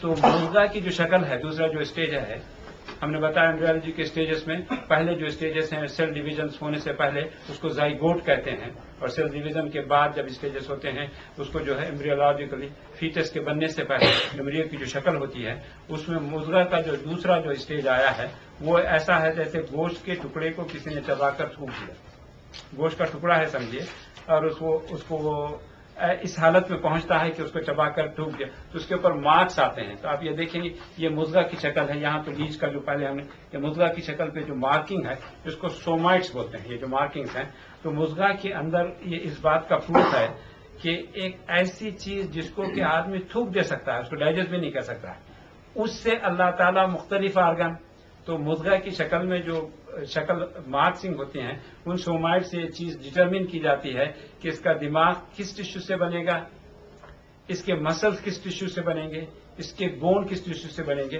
तो उस गोश्त के टुकड़े पे जो जो निशानात है, हर निशान को एक टिश्यू को डेवलप करता है, इसको सोमाइट्स कहते हैं। अच्छा, तो एक चीज जो बिल्कुल इतने नाजिस थी कि उसको थूक के फेंक दे सकते थे, उससे अल्लाह ताला ने इस किस्म की तकलीफ की है, जिसको मुर्गा आप कहते हैं। इसीलिए जब किसी आदमी को हार्ट अटैक हो जाए तो वो बोलता है कि मेरे हाथ में दर्द हुआ था, उसको बोलते हैं अंजाइनल पेन। क्यों हाथ में दर्द होता? उसके सोमाइट्स, हार्ट के डेवलपमेंट की जो सोमाइट्स हैं, वो उसका ताल्लुक है हाथ से, जबड़े से, पेट से। तो कभी पेट के दर्द से भी उसको हार्ट अटैक हो सकता है, हाथ के दर्द के अंदर भी उसकी निशानी हो सकती है। इस सबको जो है अंजाना कहते हैं। तो ये जो है एम्ब्रियानी से इसका ताल्लुक है। तो इसी तरह से मादे मनवी जो जिसको कि स्पर्म का मादा जिसको मनी कहते हैं, उसका डेवलपमेंट भी एक खास टिश्यूज, खास आर्गन से होता है, जिसको हम टेस्टिकल्स कहते हैं मर्दों के अंदर, और ओवरीज औरतों के अंदर जो होती हैं। तो इन मादों का डेवलपमेंट भी बिल्कुल एक अलग जगह होता है सोमाइट्स के लिहाज से, और वो अपने मुकाम पे पहुंच जाते हैं। मर्दों में जो है ये टेस्टिकल सैक्स में पहुंच जाते हैं, जिसको पोते कहते हैं। इसी तरह से औरतों में जो है ओवरीज में रहते हैं। लेकिन एम्ब्रियोलॉजिकली देखा जाए तो अल्लाह ताला ने तारीफ में ये अल्फाज इस्तेमाल, सुल्ब और तराई, दो अल्फाज आते हैं। तराई, अब इसको आप पिक्चर में देखेंगे, इसके डेवलपमेंट जो हुए हैं इन दोनों के, तो अक्सर लोग ये समझते हैं कि ये मादा जो है सिर्फ जो है किसी एक खास अंदाज से ही पैदा होता है, लेकिन इसकी जब टेस्ट किया गया है तो ये प्रूव किया गया है कि ये इसकी पिक्चर है सुल्ब और तराई की। ये टेस्टिकल सैक्स हैं, ये वेंट सुल्ब और तराई को आप इस तरह से समझते इसको मतलब ये सुल्ब की माना कमर, पीठ। सही। कुरान ने कहा यखरुजु मिन बैन सुल्ब व तराई जी, खुलिक़ मिन माइन दाफिक, इंसान पैदा हुआ एक उछलते हुए जोश मारने वाले पानी से, और वो जोश मारने वाला पानी کمر سے اور چھاتی کے بیچ سے نکلتا ہے. بالکل کمر مرد کی اور چھاتی کا بیچ جو ہے وہ عورت کا. تو اب لوگ کہتے تھے کہ بھئی یہ وہ منی جو ہے وہ تو خصیتین میں پیدا ہوتی ہے، تو قرآن نے یہ کیوں کہا کہ وہ کمر سے پیدا ہوتا ہے؟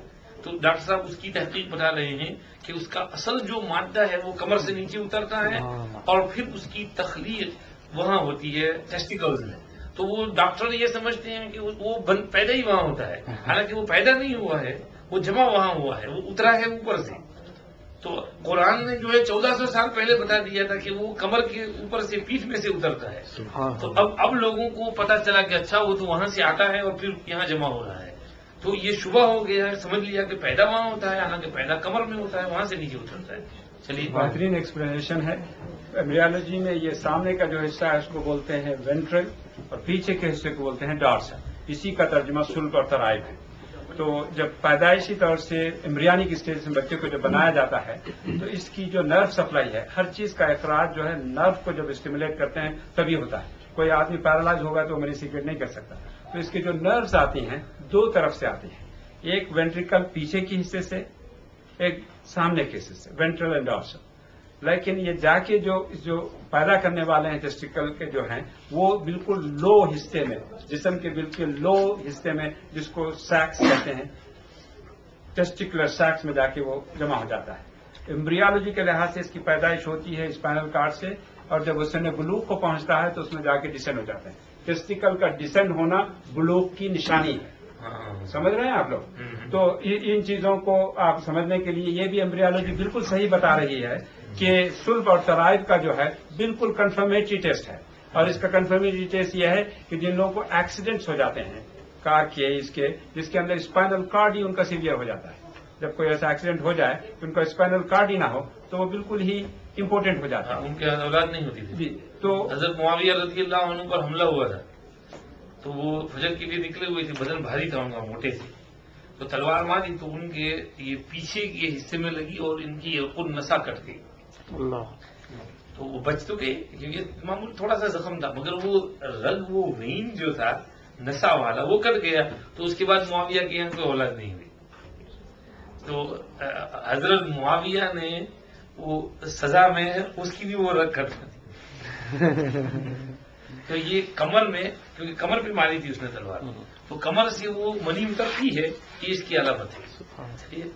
اسی سوال پہ کئی ڈاکٹر حضرات کا ڈفرنس ہے کہ وہ یہ سمجھتے ہیں کہ سیکریشنز کے لیے سلب اور ترائب کا لفظ جو استعمال کیا ہے وہ کریکٹ نہیں ہے، اس واسطے کہ اونلی ون سپلائی. تو یہ پروف ہے آپ لوگوں کے سامنے، سالڈ پروف ہے. اللہ کی جو باتیں کتاب میں لکھی ہیں وہ سالڈ پروف ہے، اس کے اندر شک و شبہ کی گنجائش نہیں ہے. اب رہا سوال الخا سے ہم آگے چلتے ہیں. اس کے اندر جو مدغا سے ہم آگے جو چل رہے ہیں اس کے اندر یہ بھی آیا تھا کہ اللہ مختلف اسٹیجز سے اس کو بناتے ہیں.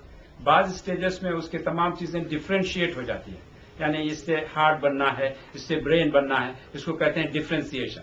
تو مدغا کے اسٹیجز میں جو ٹیتھ مارکس ہیں جس کو سومائٹ کہتے ہیں وہ ڈٹرمن کرتی ہیں کہ یہ چیزیں بنے گی. لیکن بعض ایسے اسٹیجز ہیں جس میں کوئی بھی ڈٹرمن نہیں ہوتا کہ اس کا کیا بنے گا. تو اسی آیت میں آگے چل کر، اسی سورہ المومنین کے آیت میں مولانا نے ابھی پڑھا ہے، آگے چل کر ایک لفظ آ جاتا ہے کہ ثم انشانا خلقا آخر، پھر اس کو ایک نئی حیات دی جاتی ہے. اس کا کیا مطلب ہے؟ تو ایمبریالوجی کے اندر 42 ڈیز، اس کو یاد رکھیں آپ لوگ، 42 days up to 4 weeks of development, اس کے اندر کوئی حیات ہی نہیں ہوتی. ایک بالکل گوشت کے ایک ٹکڑا ایک رہتا ہے، اور مائکروسکوپک لیول پہ اتنا حقیر، اتنا کم رہتا ہے کہ اس کو سوچ بھی نہیں سکتے ہیں کہ ایک بہترین انسان اسے بن سکتا ہے. لیکن جب اس کے ڈیولپمنٹ آگے ہو جاتے ہیں، 42 ویکس کے قریب آتا ہے، تو 42 ڈیز کے قریب آتا ہے، تو اس کے اندر ایک خاص قسم کی حرکت کرنے کے سومائٹس کو اللہ اپنی قدرت سے بتاتے ہیں کہ اس کے اندر ایک نئی حیات پیدا ہونے والی ہے. تو بعض لوگ اس کو بڑا ہوتا ہے تو ماں کے پیٹ میں کیک مارتا ہے، وہ ماں کہہ دی کہ گدگدی ہو رہی ہے، 7 مہینے کا ہو جائے، کیونکہ اس وقت وہ گھومتا ہے اندر.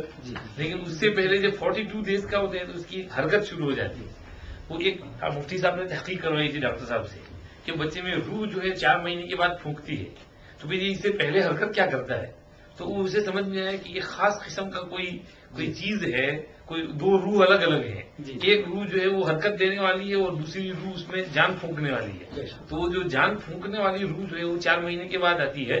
اور وہ جو حرکت والی روح ہے وہ 42 دن پر آ جاتی ہے. اسی لیے کسی بھی ایمبریولوجی کی کتاب کو آپ اٹھا کے دیکھیں گے، ابتدائی ایمبریولوجی جو ہوئی ارسٹوٹل وغیرہ 7 BC میں وہ لوگ چک ایمبریوں پہ مرغی کے انڈے کے اندر انہوں نے کی تحقیقات. اس کا کوئی کمپیریزن ہیومن کے لیے نہیں ہو سکتا. آج کی جو ہیومن ایمبریولوجی ہے اس میں یہ کنفرم ہوتا ہے کہ 7 ویک تک جو حالت رہتی ہے ایمبریو کی ماں کے پیٹ کے اندر، اس کے اندر کوئی حرکت وغیرہ کی کوئی گنجائش ہی نہیں رہتی، ہوتی نہیں. کوئی کیمرہ بھی نہیں بتائے گا اور کسی ٹیسٹ کے لحاظ سے. تو یہ خلقن آخر کا مطلب کیا ہے؟ یہ ہوتا ہے کہ سومائٹس کے ڈفرینشیٹ، یہ الفاظ آتے ہیں دوسری جگہ میں ابھی بتاؤں گا، اس کا ریفرنس ہم نے نکالا ہے کہ اللہ تعالیٰ کہتے ہیں کہ ہم کو اسٹیجز میں اس کا گروتھ کیا ہے. مزغہ اور علقہ کی بات نہیں ہو رہی، لیکن انسان کا ڈیولپمنٹ جو ہے، فیٹس کا ڈیولپمنٹ جو ہے وہ اسٹیجز میں ہوتا ہے. اور اسٹیجز کے ساتھ ساتھ ایک نئی حیات دیتے ہیں. اس کا مطلب یہ ہے کہ جو ڈفرینشیٹ سومائٹس نہیں ہوئے تھے ان کو بھی اللہ تعالیٰ شیپ دینے کے بعد ایک روایت کے لحاظ سے فرشتہ آتا ہے اور اس کے اندر روح پھونک دی جاتی ہے after determining the sex whether the child is going to be male اور فیمیل. تو اس وقت کا جو اسٹیج ہے ایمبریولوجیکلی بھی وہ کنفرم کر رہا ہے.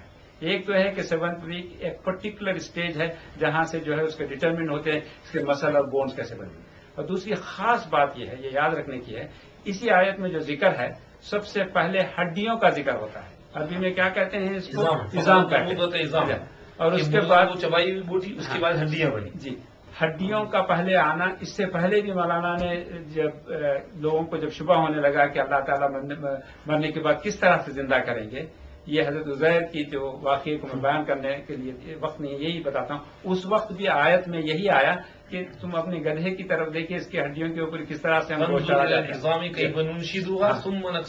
یہی الفاظ استعمال، ہڈیاں ہم کیسے جوڑتے ہیں پھر اس پر گوشت چڑھاتے ہیں. تو ایمبریو کے اندر بھی اس کا پروٹوٹائپ اسٹرکچر ہڈیوں کا پہلے بننا اس کے اندر دکھا ہے. اور ایمبریولوجی اس کو کنفرم کرتی ہے کہ کارٹیلیجز، ہڈی سے بننے سے پہلے ہڈی کا جو پریکرسر ہوتا ہے اس کو کارٹیلیج کہتے ہیں.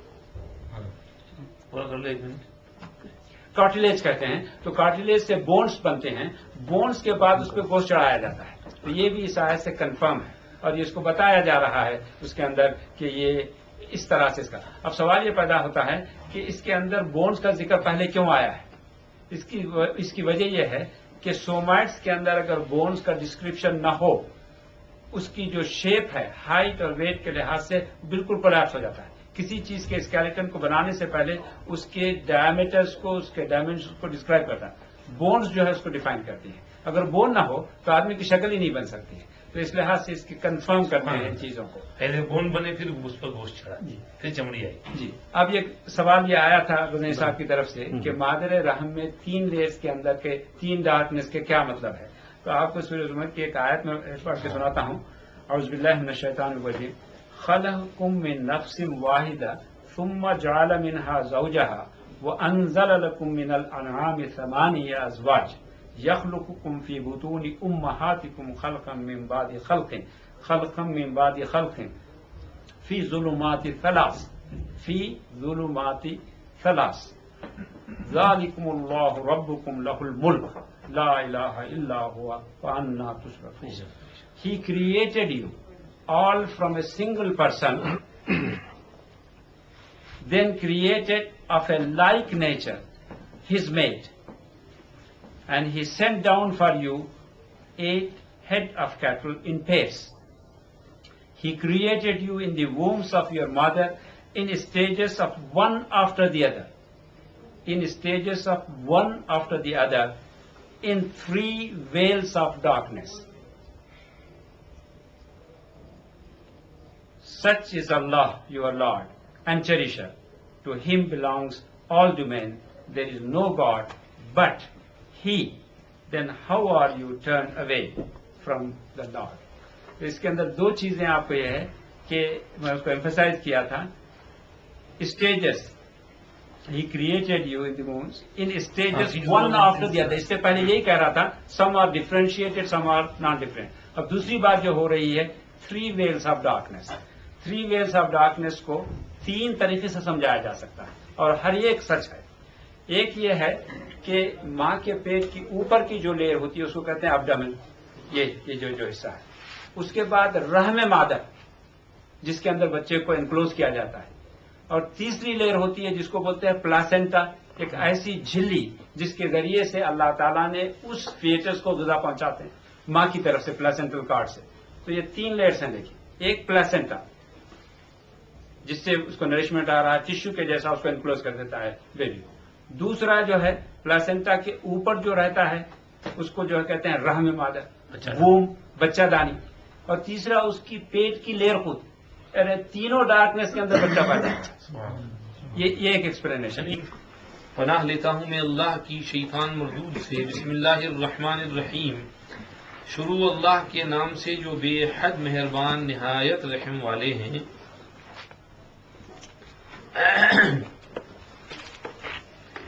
وَلَقَدْ خَلَقْنَا فَوْقَكُمْ سَبْعَ طَرَائِقَ وَمَا كُنَّا عَنِ الْخَلْقِ غَافِلِينَ. اور ہم نے بنائے تمہارے اوپر 7 رستے، اور ہم مخلوق سے یا خلق سے بے خبر نہیں ہیں. وَأَنزَلْنَا مِنَ السَّمَاءِ مَاءً بِقَدَرٍ فَأَسْكَنَّاهُ فِي الْأَرْضِ. اور ہم نے آسمان سے پانی اتارا ناپ کے ساتھ، ایک مقدار کے ساتھ، پھر اس کو ٹھہرایا زمین میں. وَإِنَّا عَلَى ذَهَابٍ بِهِ لَقَادِرُونَ. اور بے شک ہم اس کو لے جانے پر قدرت رکھتے ہیں. سورہ مومنون شروع ہوئی ہے. اللہ رب العزت والجلال نے پیچھے اپنی قدرت کا تذکرہ کیا تھا کہ میں نے انسان کو ایک نطفہ سے بنایا، اور اس سلسلے میں پچھلے ہفتے ڈاکٹر صاحب نے پریزنٹیشن پیش کیا تھا کہ بھئی کس طرح نطفہ کے بعد علقہ، اور اس کے بعد مضغہ، اور اس کے بعد اس پر ہڈیوں کا چڑھنا، اور اس کا ایک انتہائی خوبصورت بچے کی شکل میں وجود میں آنا. تو اللہ پاک اس سے اپنی قدرت بتا رہے ہیں کہ جو خدا یہ قدرت رکھتا ہے وہ جنت الفردوس بھی بنا سکتا ہے، اور وہ تمہیں جنت الفردوس بھی دے سکتا ہے. تو اس کی قدرت سمجھنے کے لیے اپنی تخلیق پر غور کرو، کچھ اور چیزوں پر غور کرو. یہ جو اللہ پاک نے نطفہ اور علقہ اور مضغہ اور فخلقنا المضغۃ عظاما فکسونا العظام لحما، یہ جو بیان کیا ہے، جیسا کہ ڈاکٹر صاحب سمجھا رہے تھے کہ یہ حضور پاک صلی اللہ علیہ وسلم کی نبوت کی بین دلیل ہے، جہاں اور بہت سی دلیلیں ہیں. پرسوں یہ کتاب دیکھ رہا تھا میں ابو العباس القرطبی رحمۃ اللہ علیہ کی اثبات و نبوت محمد صلی اللہ علیہ وسلم، حضور کی نبوت کا ثبوت اور پروف. تو اس میں انہوں نے پہلے تو حضور کی پوری سیرت بیان کی، پیدائش سے لے کر کے وفات تک، کہ ایسا بڑھیا انسان یہ آپ کو کہاں ملے گا. اور یہ جس کی سیرت یہ ہو، اگر وہ یہ کہے کہ میں اللہ کا نبی ہوں تو اس کو جھوٹا کہنے کی کوئی وجہ ہو ہی نہیں سکتی ہے. اور اس کے دلائل سارے بیان کیے. اس کے بعد انہوں نے حضور کے معجزات بیان کیے، اور حضور کے معجزات سے پہلے بلکہ اخلاق اور کردار بیان کیا، اوصاف بیان کیے کہ آپ کے معجزانہ اوصاف جو کسی دوسرے میں نہیں پائے جاتے. آپ صلی اللہ علیہ وسلم کے فزیکل ایٹریبیوٹس، آپ کا حسن اور جمال اور خوبصورتی. پھر اس پر کہا کہ اگر کوئی یہ سوال کرے کہ یہ ظاہری حسن و جمال کو نبوت سے کیا لینا دینا، تو اس کا جواب انہوں نے دیا کہ ظاہری حسن و جمال کو بھی نبوت سے تعلق ہے، کیونکہ جب آدمی حسین اور خوبصورت ہوتا ہے تو اس کی طرف دیکھنے کو جی چاہتا ہے، اس کی بات کو آدمی دھیان سے سنتا ہے. اللہ پاک نے اسی حکمت کی بنا پر جتنے بھی پیغمبر بھیجے سب حسین اور خوبصورت تھے. ان میں کوئی پیغمبر بدشکل، بدصورت یا کوئی ناقص الخلقت، ڈیفیکٹ والا، ڈیفارمڈ نہیں تھا، بلکہ انتہائی خوبصورت اور ہوش اور عقل والے، سمجھدار، عقل مند، سمجھدار اور ذہین، ذکاوت والے اللہ پاک نے ایسے انسانوں کو پیغمبر بنایا تھا. تو حسن و جمال کو بھی یہ نبوت یوں سمجھیے، حسن و جمال کو بھی اٹینشن کے ساتھ اور اپریشیشن اور ایکسیپٹنس اور قبولیت کے ساتھ ایک خاص کنیکشن ہے. تو نبی کو مخلوق کی نظر میں مقبول بنانے کے لیے اللہ پاک نے حسین اور خوبصورت بھی بنایا تھا، اور ہمارے نبی تمام نبیوں میں سب سے زیادہ حسین تھے، حتیٰ کہ حضرت یوسف علیہ السلام سے بھی زیادہ حسین تھے. فرق اتنا تھا کہ حضرت یوسف علیہ السلام کا حسن بالکل نمایاں تھا، اور سب دیکھتے تھے، اور نبی کریم صلی اللہ علیہ وسلم کا حسن چھپا ہوا تھا، مستور تھا. آپ کو جیسے جیسے دیکھے تو آپ کا حسن نکھرتا جائے اور کھلتا جائے، تو یہ کھلنے لگے آپ کا حسن و جمال. تو اسی لیے حضرت عائشہ رضی اللہ عنہ کہتی تھیں لواحی زلیخا لو لحظن جبینہ لآثرن بالقطع القلوب علی الید، کہ زلیخا کو ملامت کرنے والی جو عورتیں تھیں انہوں نے یوسف کو دیکھ کر اپنی انگلیاں کاٹ دی تھیں، اگر وہ میرے حبیب صلی اللہ علیہ وسلم کو دیکھتے تو اپنے جگر کے ٹکڑے کرتے تھے. سبحان اللہ. یہ اللہ پاک نے حضور کو ظاہری حسن و جمال بھی دیا تھا. اسی لیے صحابی کبھی آپ کے ناک مبارک کا حال بیان کرتے ہیں، پیشانی مبارک چوڑی، بہو مبارک بھرے ہوئے، گال مبارک حسین خوبصورت، دانت ایسے جیسے کسی نے موتی رکھ دیے ہوں، دہن مبارک بڑا، گفتگو چوڑا، گفتگو کرتے ہیں تو بیچ میں سے نور نکلتا ہے جو نظر آتا ہے، بال مبارک زلفے نہایت حسین اور خوبصورت، مونڈے مبارک چوڑے اور داڑھی مبارک گھنی، لیکن چھاتی پر کوئی بال نہیں، صرف ایک لمبی لڑی ہے بالوں کی جو بیچ میں اوپر سے نیچے ناک تک جاتی ہے، باقی جسم جو ہے بالوں سے نہایت صاف، اور چمڑی مبارک نہایت سلیز، رنگ گھوڑا اور خوبصورت، اور ایسا جیسے ابھی کسی نے کریم وریم لگائی ہو اور اس پر سے پانی پھسل جاتا ہے. تو چونکہ ہر وقت باوضو رہتے تھے، اپنے آپ کو دھوتے رہتے تھے، تو چمڑی مبارک آپ کی نہایت حسین اور سلیز اور چمک والی، اور اس پر سے پانی پھسل جائے ایسی. اور آپ صلی اللہ علیہ وسلم کے پاؤں مبارک نہایت نرم، ہتھیلیاں پرگوش، پاؤں بھی پرگوش اور نرم، ایسے نرم جیسے سلک ہوتا ہے، تو ریشم کی طرح نرم نرم ہاتھ، اور ہر وقت آپ صلی اللہ علیہ وسلم معطر اور خوشبودار رہنے والے، طبعی اور نیچرل خوشبو آپ کے پسینے کے اندر پائی جاتی تھی. کسی بچے کے سر پر ہاتھ پھیر دیں اور وہ بچہ بچوں کے ساتھ کھیل رہا ہو تو آدمی خوشبو سن کر کہہ دے کہ اس کے سر پر آج حضور نے ہاتھ پھیرا ہے.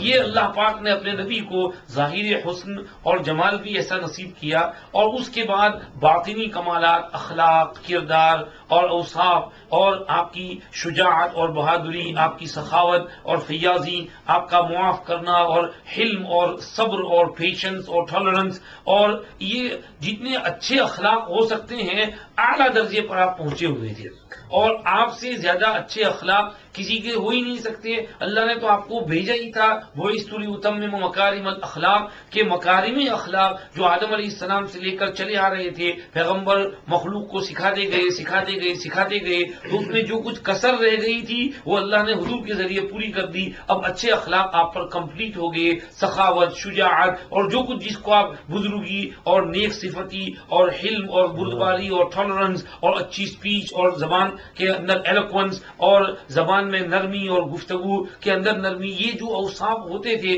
سب آپ صلی اللہ علیہ وسلم میں اعلیٰ درجے کے پائے جاتے تھے. حتیٰ کہ قرآن نے بھی کہہ دیا قسم کھا کر نون والقلم وما یسطرون ما انت بنعمت ربک بمجنون وان لک لاجرا غیر ممنون، اور آگے وانک لعلی خلق عظیم، اور بے شک آپ کے اخلاق بڑے عظیم ہیں، سپریم کریکٹر والے ہیں آپ سے اچھے اخلاق کسی کے نہیں. تو یہ قرآن نے گواہی دی آپ صلی اللہ علیہ وسلم کے اخلاق عظیمہ کی. تو ایسے اخلاق عظیمہ اور ایسی سخاوت فیاضی یہ کسی نبی میں ہی ہو سکتی ہے، اور لوگوں نے آپ کے ان اخلاق سے آپ کی نبوت پر دلیل پکڑی. اس میں لکھا ہے ایک شخص آیا، اس نے حضور پاک صلی اللہ علیہ وسلم سے کچھ بکریاں مانگی، تو آپ صلی اللہ علیہ وسلم نے دیکھا کہ یہ واقعی محتاج بھی ہے، قوم کا شریف سردار بھی ہے، اس کو اتنی بکریاں دی کہ 2 پہاڑوں کا بیچ کا حصہ بھر جائے، والی پوری فل ہو جائے.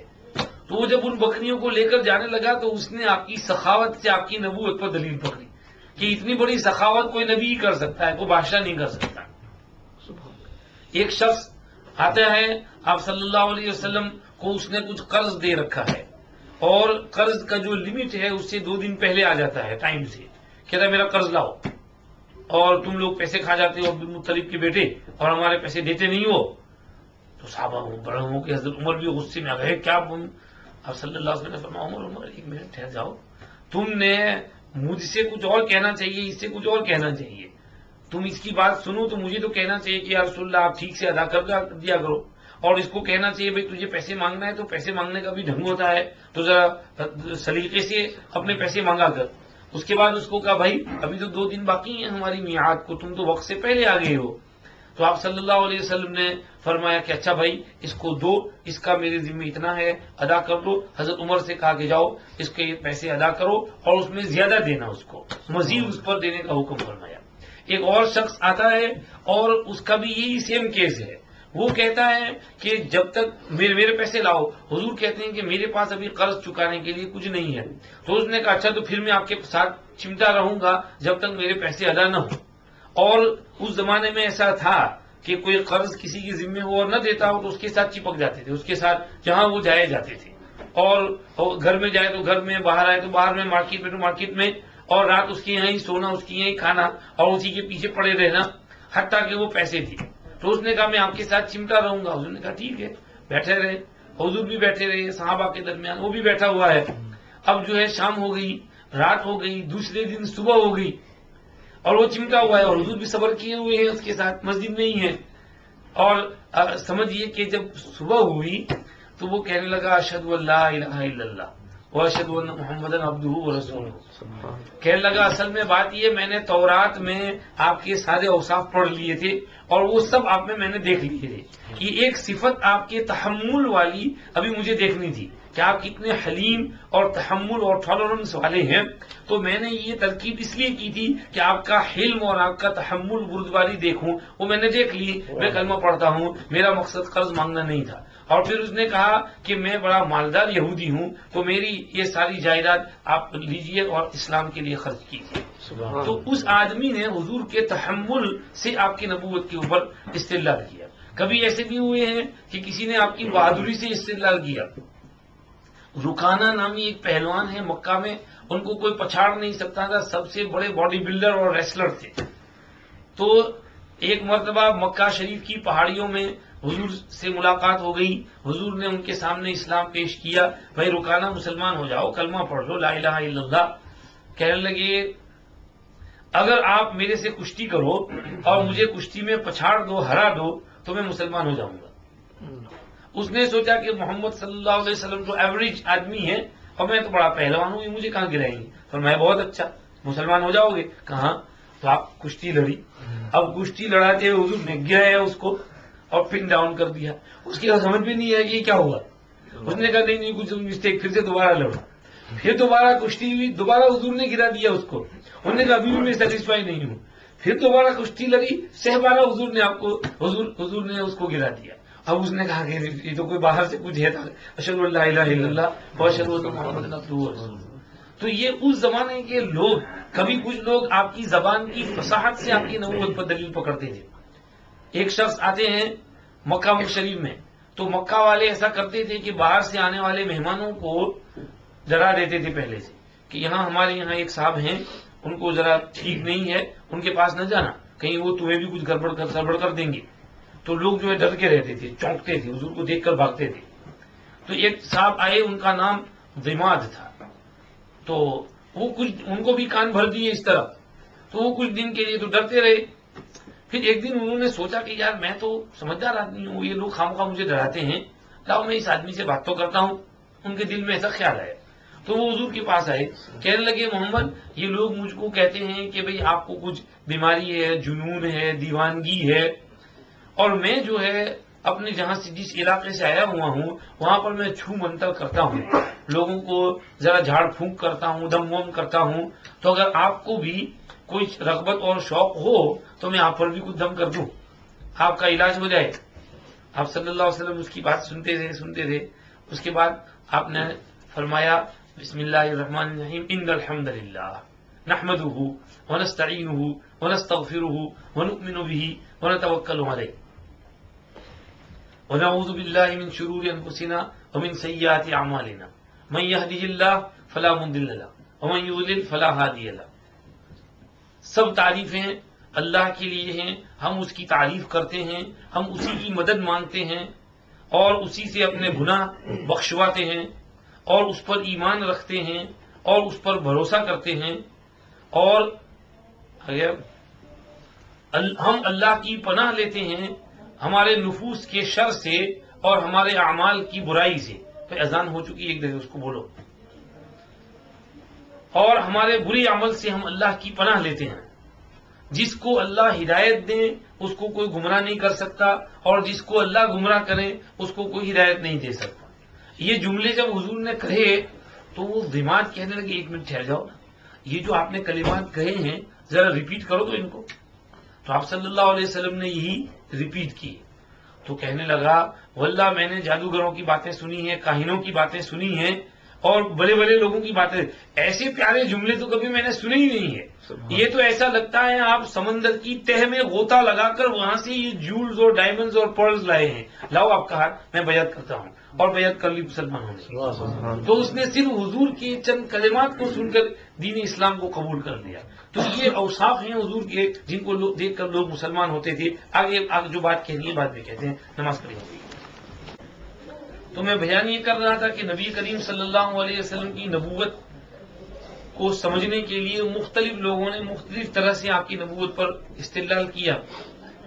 تو اسی سلسلے میں یہاں وہ واقعہ آتا ہے عبداللہ ابن سلام رضی اللہ عنہ کا، جو میں نے آپ کو سنایا تھا کہ وہ آئے اور انہوں نے آپ صلی اللہ علیہ وسلم سے 3 سوال کیے، اور ان کا جواب بالکل ٹھیک پایا تو انہوں نے فوراً کلمہ پڑھ لیا۔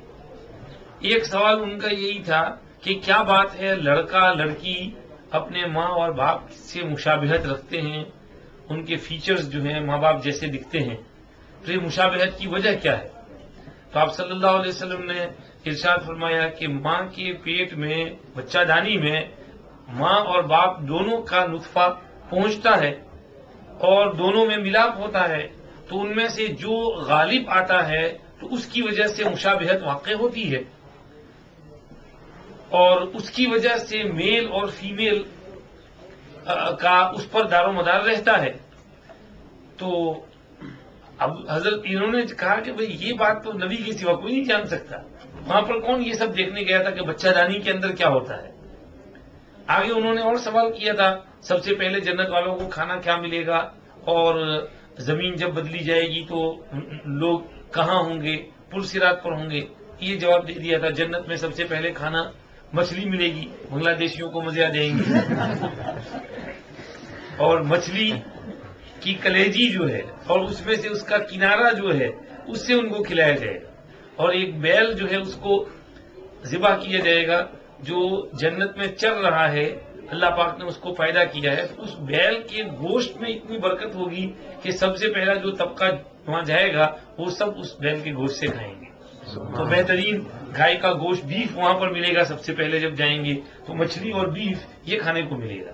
تو یہ سمجھیے کہ وہاں پر انہوں نے سوال کیے، اس میں ایک سوال یہ تھا پیدائش کے سلسلے میں، اور حضور نے جو جواب دیا وہ یہی تھا کہ ماں اور باپ دونوں کے نطفہ سے علوق ہوتا ہے، اور ڈاکٹر صاحب نے اس دن سمجھایا تھا وہ پتہ نہیں کیا کروموزوم اور یہ زوم اور وہ زوم، اور دونوں ملتے ہیں اور ہاف اینڈ ہاف ہوتے ہیں، اور اس کے بعد پھر جو ہے وہ علوق ہوتا ہے۔ اور اسی سلسلے میں وہ کیا کہتے ہیں، یہاں ایک بات آتی ہے وہ جینز والی، کہ انسانوں کی جینز میں جو چیزیں چلتی ہیں، تو یہ ایک ایک سیل جو ہوتے ہیں وہ بھی عجیب عجیب ہیں۔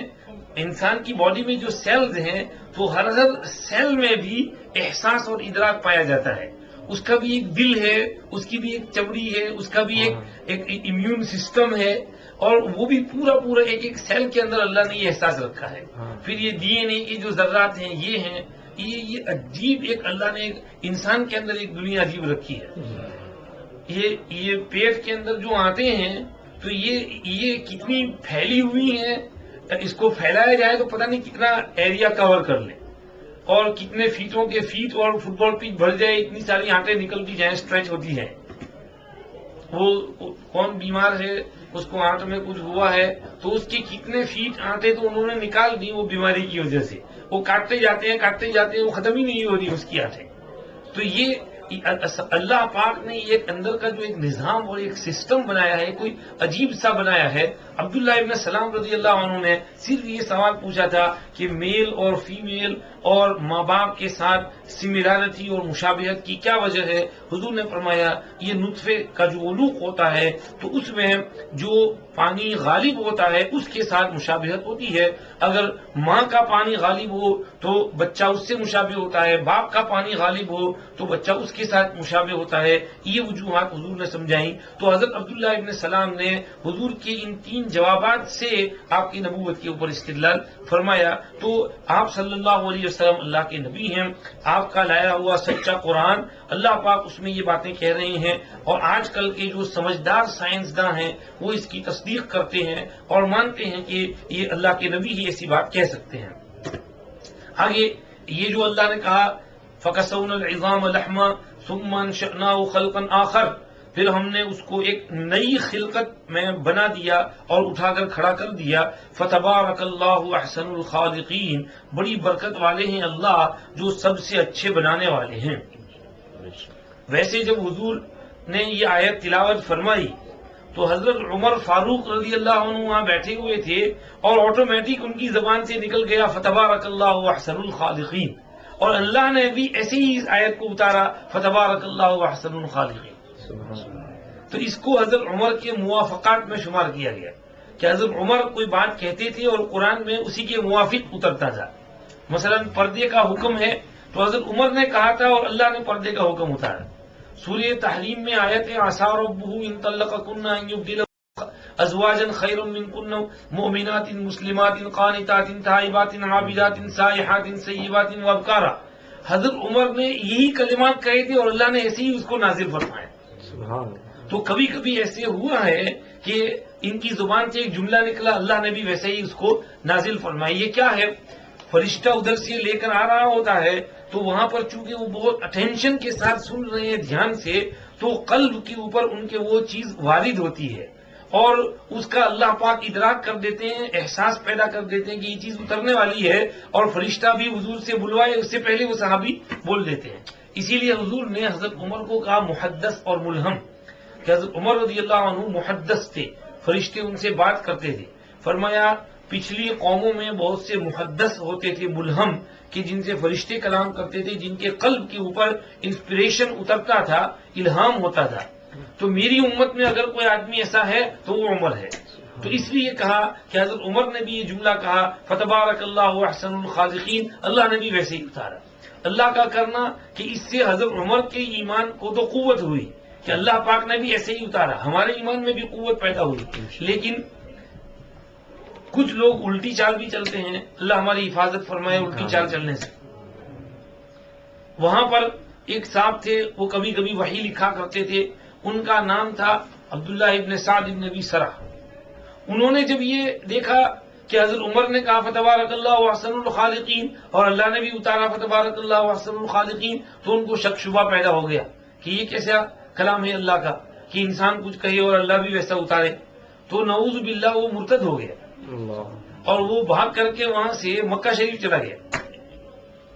اللہ کا کرنا کہ پھر اس کے بعد جب مکہ فتح ہوا تو حضور پاک صلی اللہ علیہ وسلم نے اعلان کیا تھا کہ تمام مکہ والوں کو امن ہے سوائے ان چند آدمیوں کے جن کا نام لیتے ہیں، عبداللہ ابن خطل، عبداللہ ابن سعد ابن ابی سرح اور فلاں، یہ کچھ نام لیے تھے 8-10. ان میں سے بھی 6-7 تو بچ گئے، صرف 2-4 ایسے تھے جو مارے گئے. تو یہ عبداللہ ابن سعد ابن ابی سرح بھی بچ گیا. حضور نے کہا تھا کہ اس کو امن نہیں ہے کیونکہ یہ مرتد ہو کر بھاگا ہے تو اس کی جان محفوظ نہیں. لیکن اس نے ایسا کیا کہ ایک جگہ جا کے چھپ گیا، پھر چادر اوڑھ لی. پھر حضرت عثمان غنی رضی اللہ عنہ سے ان کا رشتہ تھا، کچھ خالہ زاد بھائی تھے، تو حضرت عثمان کے یہاں چپ چاپ سے آیا کہ میری جان بخشوا دو، میں توبہ کرتا ہوں. تو حضرت عثمان رضی اللہ عنہ اسی طرح چادر اڑائے ہوئے ان کو حضور کے پاس لے آئے کہ رسول اللہ معافی مانگ رہا ہے، معاف کر دو اس کو. تو حضور چپ رہے. پھر انہوں نے کہا، حضور نے کہا اچھی بات ہے جاؤ معاف ہے. اچھا اس کے بعد پھر وہ اچھے مسلمان ہو گئے، پھر وہ ٹھیک ٹھاک سے استقامت کے اوپر قائم رہے. لیکن یہ ہے کہ اس موقع پر یہ واقعہ بھی ہوا تھا جو حدیث کی کتابوں میں آتا ہے کہ ایک تو عمر والا اور دوسرا وہ ابن ابی سرح والا، جو دونوں یہاں پر مذکور ہیں. بہرحال اللہ پاک نے کہا کہ ہم نے انسان کو مٹی کی ایک نچوڑ سے پیدا کیا اور اس کے بعد اس کو ایک نطفہ بنا کر محفوظ جگہ کے اندر رکھ دیا. یہ محفوظ جگہ وہی ماں کی بچہ داری، کیونکہ وہاں پر بچے کی حفاظت ہوتی ہے. جیسے ڈاکٹر صاحب نے سمجھایا تھا وہ جھلی پہ جھلیاں، 3 ظلمات، محفوظ جگہ ہے. وہاں پر کلوننگ کی بات بھی سمجھ میں آتی ہے کر لو اس کو. تو بات یہ چل رہی تھی کہ اللہ پاک نے نطفہ کو ایک محفوظ جگہ کے اندر رکھا. اس پر مجھے ایک بات یاد آ گئی کہ آج کل یہ کہتے ہیں ہم نے کلوننگ کیا اور کلوننگ کے ذریعے پیدا کرتے ہیں. تو ٹھیک ہے یہ بناتے ہیں، لیکن ان سے بہت پہلے علامہ ابن خلدون رحمۃ اللہ علیہ تقریباً 8ویں صدی ہجری کے بزرگ گزرے ہیں، انہوں نے تاریخ لکھی ہے. تو اس میں انہوں نے یہ بچے کی پیدائش پر بحث کی ہے. تو اس میں انہوں نے کلوننگ کی طرف اشارہ کیا تھا. اس وقت انہوں نے کیا کہا تھا کہ ماں کے پیٹ میں بچے کی پیدائش اور تولد کا اللہ پاک نے ایک خاص ماحول اور ایک نظام رکھا ہے، ایک محفوظ نظام وہاں پر قائم کیا ہے کہ نطفہ پہنچتا ہے، پھر وہ تغیرات آتے ہیں اور پھر اس کو غذا ملتی ہے، حیض کے خون سے اس کو غذا ملتی رہتی ہے، وہ بڑھتا ہے، بچہ بنتا ہے. اگر وہی ماحول اور وہی نظام کسی اور جگہ بنا دیا جائے تو ہو سکتا ہے کہ اس میں اس بچے کی تخلیق ہو، لیکن ضرورت یہ کہ وہی ماحول وہی نظام ویسی محفوظ جگہ کہیں اور بنا دی جائے. تو انہوں نے اس وقت یہ آئیڈیا تو پیش کر دی تھی، جیسے انکیوبیٹر ہوتا ہے، جیسے مرغی کے انڈے کو ہیچ کرتے ہیں، یہ ایک نظام بنایا گیا گرمی کے ذریعے، ہیٹ کے ذریعے. تو اگر ماں کے پیٹ کا جو نظام ہے وہ خارج میں اگر بنا دیا جائے کسی طرح سے تو ہو سکتا ہے اس سے بھی انسان کی تخلیق ہو سکے. تو آئیڈیا ان کے پاس تھی، ٹیکنالوجی نہیں تھی. اب جیسے جیسے ٹیکنالوجی بڑھی تو وہی ماحول باہر بنا دیا گیا اور اس کے اندر میں کچھ پھیر پھاڑ کر کے سمجھیے کہ اسی طرح ہیرا پھیری کر کے پھر یہ تخلیق کی گئی. تو اس میں کون سی بڑی بات ہو گئی؟ انہوں نے تو اشارہ کر ہی دیا تھا کہ یہ چیز ہو سکتی ہے. البتہ دیکھنے کی چیز یہ ہے کہ کلوننگ میں بھی وہ جو ہیومن ٹیشو ہے اس کی تو وہ محتاج ہوتے ہی ہیں، اسی سے کلوننگ ہوتی ہے. اتنا ہے کہ وہ بالکل سیم تخلیق کر دیتے ہیں اور کسی طرح سے کر کے جو کچھ بھی کرتے ہیں، میری تو سمجھ میں آتا ہی نہیں کیسے کرتے ہیں کلوننگ، لیکن جس طرح بھی کرتے ہیں ہمارا سوال صرف اتنا ہے کہ اس میں ہیومن ٹیشو کی تو ضرورت پڑتی ہے. وہ لوگ کلوننگ کرنا چاہیں تو لکڑی سے کیوں نہیں کرتے، کاٹ سے کیوں نہیں کرتے، کارپیٹ سے کیوں نہیں کرتے، کاغذ سے کیوں نہیں کرتے، کسی اور دھات سے، درخت سے، پتے سے، پانی سے.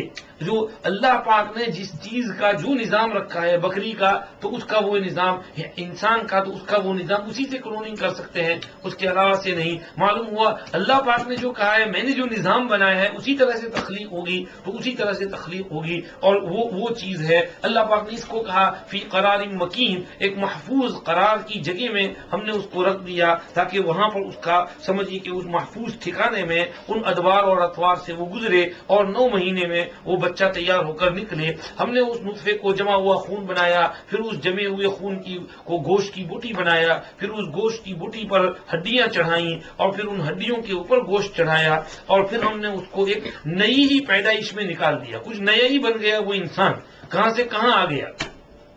اور صرف یہی نہیں بلکہ جب ماں کے پیٹ سے نکلا تو اس کے بعد پھر بچہ، پھر نوجوان، پھر جوان، پھر بڑھاپا، پھر آگے. تو یہ کچھ اور ہی اللہ پاک کہتے ہیں کہ ہم نے اس کو بنا دیا. اللہ پاک نے دوسری جگہ کہا قتل الانسان ما اکفرا، انسان غارت ہو جائے کتنا ناشکرا ہے.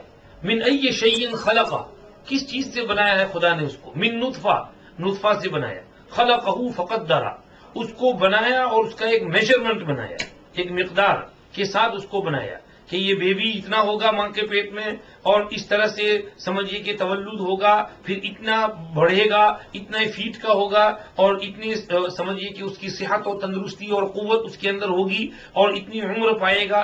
ہر چیز کی ایک مقدار اللہ نے بنائی. تو خلقہ فقدرہ، اس کو پیدا کیا، اس کی مقدار اور اس کا سب کچھ میجرمنٹس وغیرہ فکس کیا. آگے خلقہ فقدرہ ثم السبیل یسرہ، ماں کے پیٹ سے نکلنے کا رستہ آسان کیا. حالانکہ وہ پیٹ سے نکلنے کی جگہ چھوٹی تھی مگر اتنے بڑے بچے کو اللہ پاک نے وہاں سے نکلنے میں سہولت پیدا کر دی کہ اس کی ولادت آسانی کے ساتھ ہو جائے. اس کے لیے نظام بنا دیا کہ وہاں پر درد اور تکلیف ہو، کنٹراکشنز ہوں اور اس کے بعد اس کو پش کرنے کی سمجھیے کہ اس میں ارج اور نیڈ پیدا ہو اور اس کے بعد جو ہے وہ ولادت ہو اور اس طرح سے اس کا نکلنا آسان ہو جائے. یہ ثم السبیل یسرہ. آگے ثم اماتہ فاقبرہ، پھر خدا نے اس کو موت دلائی، پھر اس کو قبرستان پہنچایا قبر کے اندر. ثم اذا شاء انشرہ، پھر جب خدا نے چاہا اس کو دوبارہ اٹھ کھڑا کیا. یہ آیت کریمہ ثم السبیل یسرہ، اگر کسی کی ولادت میں مشکل ہو رہی ہو تو اس کو تعویذ میں لکھ کر کے پہنا دیتے ہیں تو اس سے آسانی ہو جاتی ہے. ایک اور آیت ہے وَإِذَا الْأَرْضُ مُدَّتْ وَأَلْقَتْ مَا فِيهَا وَتَخَلَّتْ، تو یہ وَأَلْقَتْ مَا فِيهَا وَتَخَلَّتْ اس کو بھی لکھ دیتے ہیں اور اس کو پہنا دیتے ہیں تو اس سے ولادت میں آسانی ہو جاتی ہے. بائیں ران کے اوپر پہنا دے. جب ولادت کا سمجھیے درد ذہن کی تکلیف جب شروع ہو تو اس وقت بائیں ران پر پہنا دیتے ہیں تو اس سے ولادت میں سہولت اور آسانی ہو جاتی ہے. دو آیتیں، ایک تو ثم السبیل یسرا اور دوسرے وَأَلْقَتْ مَا فِيهَا وَتَخَلَّتْ وَأَذِنَتْ لِرَبِّهَا وَحُقَّتْ وَإِذَا الْأَرْضُ مُدَّتْ. تو یہ آیت لکھ کر کے پہنانے سے فائدہ ہوتا ہے. بہرحال یہ اللہ پاک نے کہا کہ ثم انشأناه خلقا آخر فتبارک اللہ احسن الخالقین، خدا بڑی برکت والے ہیں جو سب سے اچھے بنانے والے ہیں. احسن الخالقین پر کچھ لوگوں نے اشکال کیا. انہوں نے کہا خالقین جمع ہے خالق کی، پلورل ہے، اس کے معنی یہ ہوئے کہ خالق بہت سارے ہیں، ایک نہیں ہے، یعنی پیدا کرنے والا ایک نہیں ہے، بہت ہیں. تو عیسائیوں نے کہا کہ اس سے ہماری تثلیث سمجھ میں آئی، اس لیے کہ اقل جمع 3 ہے، یعنی جمع کی کم سے کم مقدار 3 ہونی چاہیے. تو 3 خدا تو کم سے کم ہو گئے کیونکہ احسن الخالقین یہاں پر اللہ نے کہہ دیا ہے، تو ہماری بات ثابت ہوئی اس سے.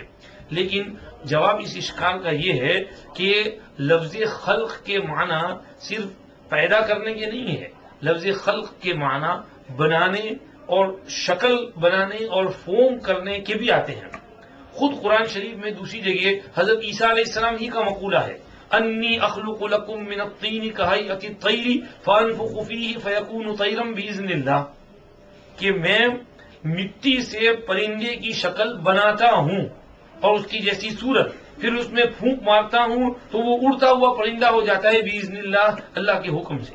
تو وہاں انی اخلق لکم میں انہوں نے یہ نہیں کہا میں پیدا کرتا ہوں، کیونکہ آگے کہہ رہے ہیں فانفخ فیہ فیکون طیرا باذن اللہ، پیدا تو اللہ کرتے ہیں. تو وہاں اخلق لکم میں ان کی مراد اس کی شکل بنانا، صورت بنانا، کہ میں مٹی لیتا ہوں اس کو گھونڈ کر کے اس کی ایک شکل بناتا ہوں پرندے جیسی، اور اللہ کا نام لے کر یا حی یا قیوم پڑھ کر اس میں پھونک مارتا ہوں، اللہ اس کو حیات دے دیتے ہیں اور وہ اڑنے لگتا ہے.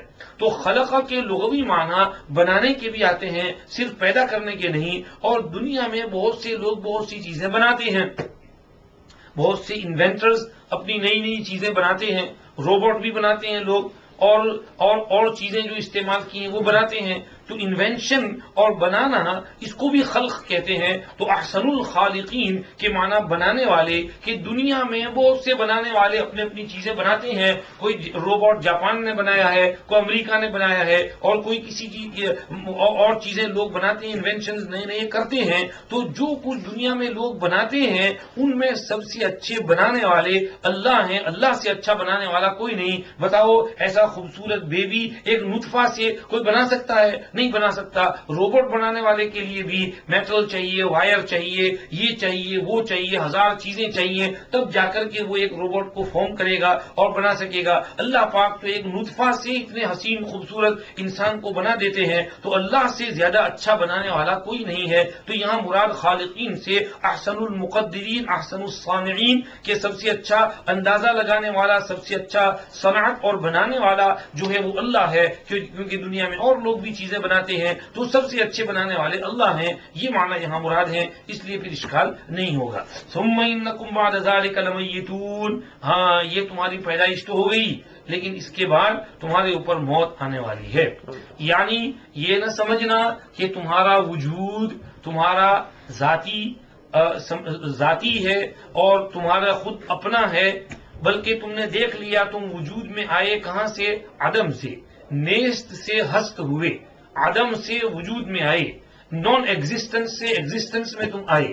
تو یہ جو تمہارا عدم سے وجود میں آنا اس بات کی دلیل ہے کہ تم دوبارہ بھی معدوم ہو سکتے ہو.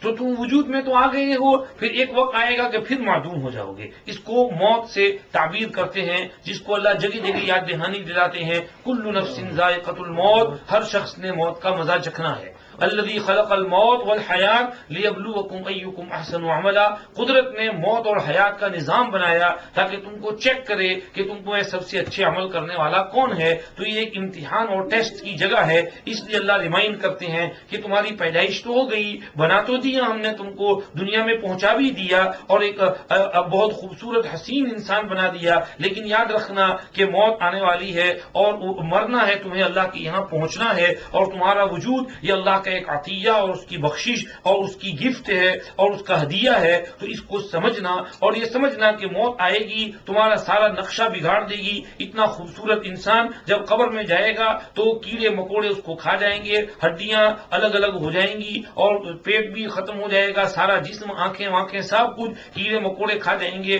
حدیث میں آتا ہے سب سے پہلے انسان کی جو چیز اس کے قبر کے اندر پھٹتی ہے اور گلتی ہے وہ اس کا پیٹ ہے۔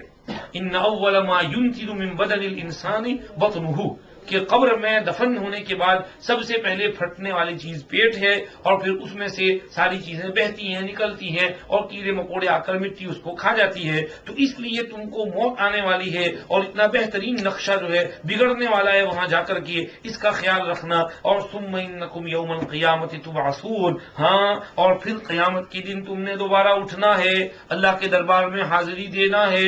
جس خدا نے پہلی بار بنایا تھا وہی خدا دوبارہ تم کو اٹھ کھڑا کرے گا۔ کیوں اٹھائے گا تم کو؟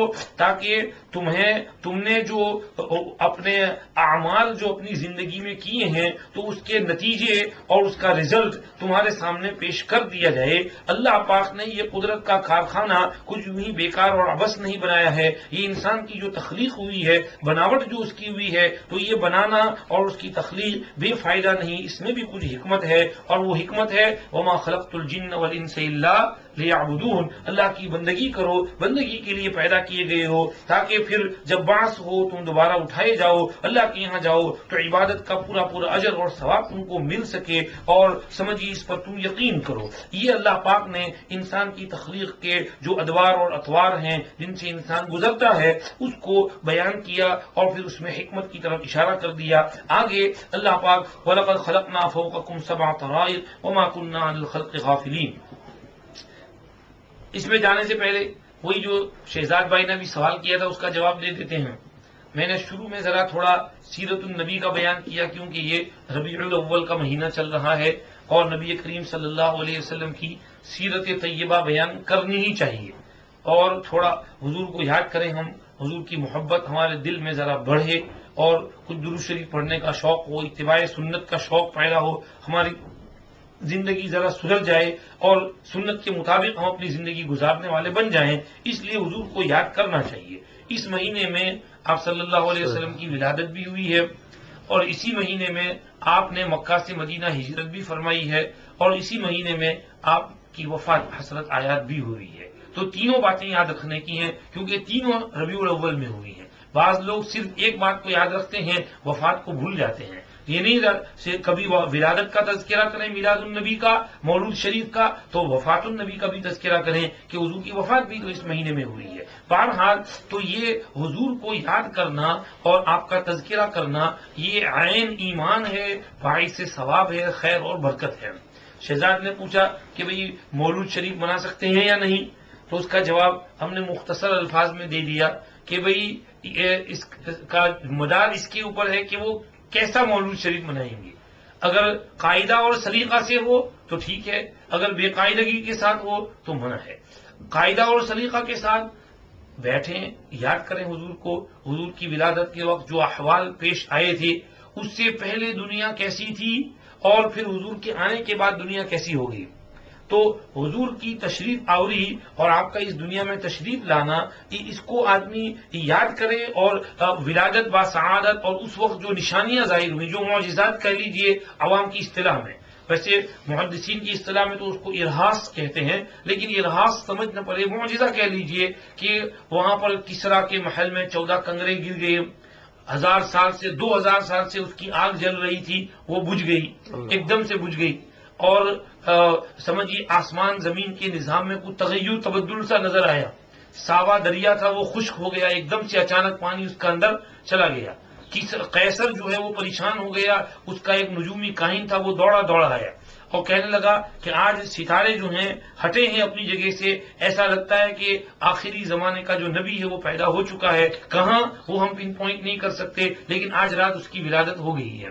تو یہ ان لوگوں کو اس کا احساس جو ہے پیدا ہو گیا تھا، کیونکہ اب وہ آ گئے تھے وہ نبی کہ جنہوں نے بتوں کو ختم کرنا تھا، توحید کا اعلان کرنا تھا اور مخلوق کو ہدایت پر لانا تھا، اور وہ جو انتشار اور طوفان اور خلفشار اور جو اسٹرونگ تھا کفر اور شرک اور ظلمت اور عداوت اور نفرت اور قتل اور شرک اور بت پرستی اور زنا خوری اور چوری اور ڈکیتی، یہ سارا نظام اس نبی نے ختم کرنا تھا۔ تو یہ بہترین اللہ کے پیغمبر جو ہیں تشریف لا چکے تھے، اس لیے اللہ پاک نے یہ نشانیاں دکھائی۔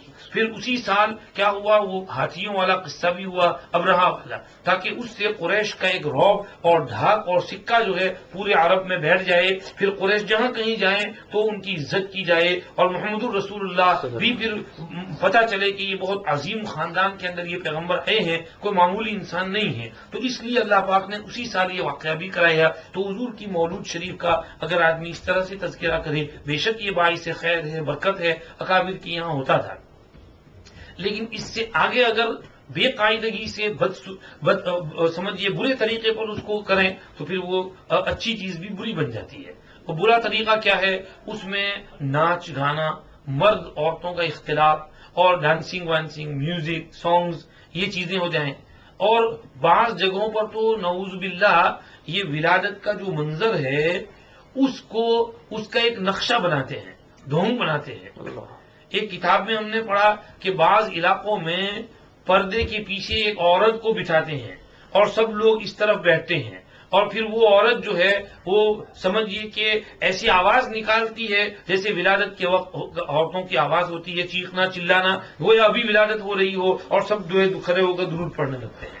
تو اب یہ کہاں کی بات ہے کہ اس طرح کا نقشہ اور منظر سین بنانا کہ جس میں ولادت ہو رہی ہو، اور یہ تو غیروں کی نقالی ہے۔ عیسائیوں کے یہاں ہوتا ہے کہ وہ میری کو دکھاتے ہیں، بیبی کو کاری کرتی ہے، لے جاتی ہے، اور ایسے پکچر ڈرا کرتے ہیں، اور یہ چیزیں ہیں۔ ہمارا دین ہم کو یہ نہیں سکھاتا، نہ صحابہ نے ایسی حرکتیں کی، نہ تابعین نے کی ہیں۔ اس لیے ایسا غلو اور ایگزیجریشن، یہ بے قاعدگی سے اس کو سمجھیے کہ کرنا ہے، اور یہ ٹھیک نہیں ہے۔ اسی طرح اس میں پھر جلوسیں نکالنا اور پتہ نہیں کیا کیا، اس میں وقت بھی خرچ ہو، پیسے بھی خرچ ہوں، اور بالخصوص جبکہ اس کے خرچ ہونے سے نہ ہمارا کوئی دینی فائدہ، نہ دنیاوی فائدہ، نہ اخروی فائدہ، بلکہ الٹے اللہ ہم سے ناراض، رسول اللہ ہم سے ناراض۔ کیونکہ ان کو جب یہ خبریں پہنچتی ہیں اپنی امت کی طرف سے کہ میری امت ایسی حرکتیں کر رہی ہے تو وہ ناراض ہوتے ہیں۔ اگر کسی باپ کو اطلاع ہو کہ ان کا بیٹا جو ہے اس کے بتائے ہوئے طریقے کے خلاف کچھ اور حرکتیں کر رہا ہے تو باپ خوش ہوگا کہ ناراض ہوگا؟ ناراض ہوگا۔ تو نبی نے جس چیز سے منع کیا ہے ہم وہی حرکتیں کریں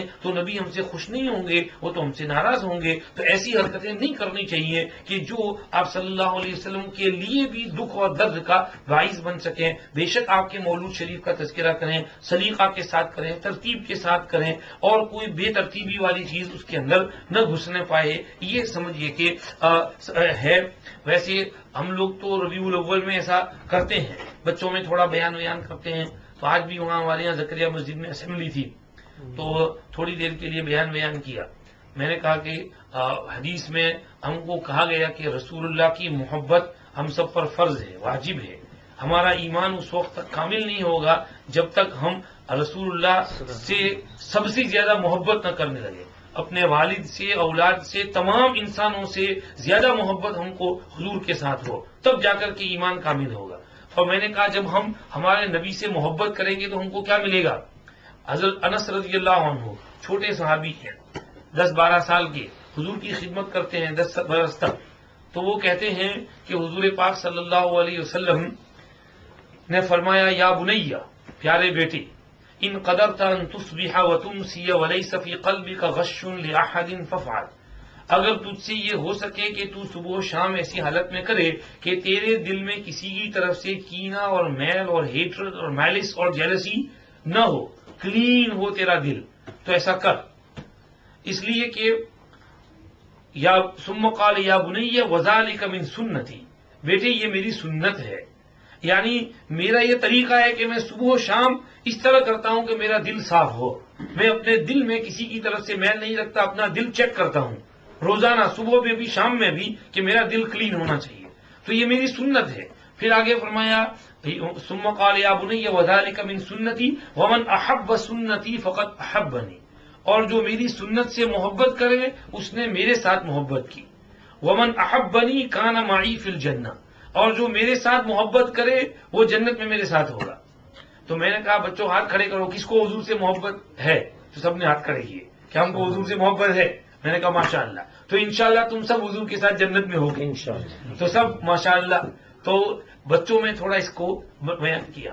میں نے کہا کہ دیکھو جی، حضور سے محبت کرنا، صحابہ نے کیسی محبت کی، تابعین نے کیسی محبت کی، اور طب تابعین، محدثین اور علماء اور شیوخ مشائخ مدینہ شریف جاتے، سرکار کے روضے پر حاضری دیتے، سلام پڑھتے، اور محبت صحیح معنی میں انہوں نے ہم کو سکھایا کہ محبت کیسے کرنا ہے، اور حضور کو کیسے یاد دہانی حضور کو کیسے یاد کرنا ہے، اور آپ کی یاد دل میں کیسے بسانی ہے.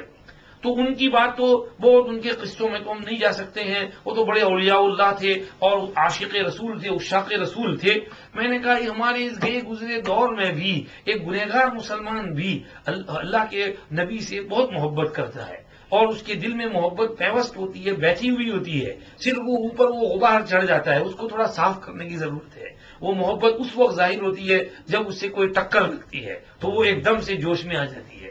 اختر شیرانی ایک بہت بڑے شاعر گزرے ہیں پاکستان میں، کراچی میں. ایک مرتبہ وہ موج میں تھے، تو کالج یونیورسٹی میں گئے ہوئے تھے، وہاں پر ان کی مجلس لگی ہوئی تھی.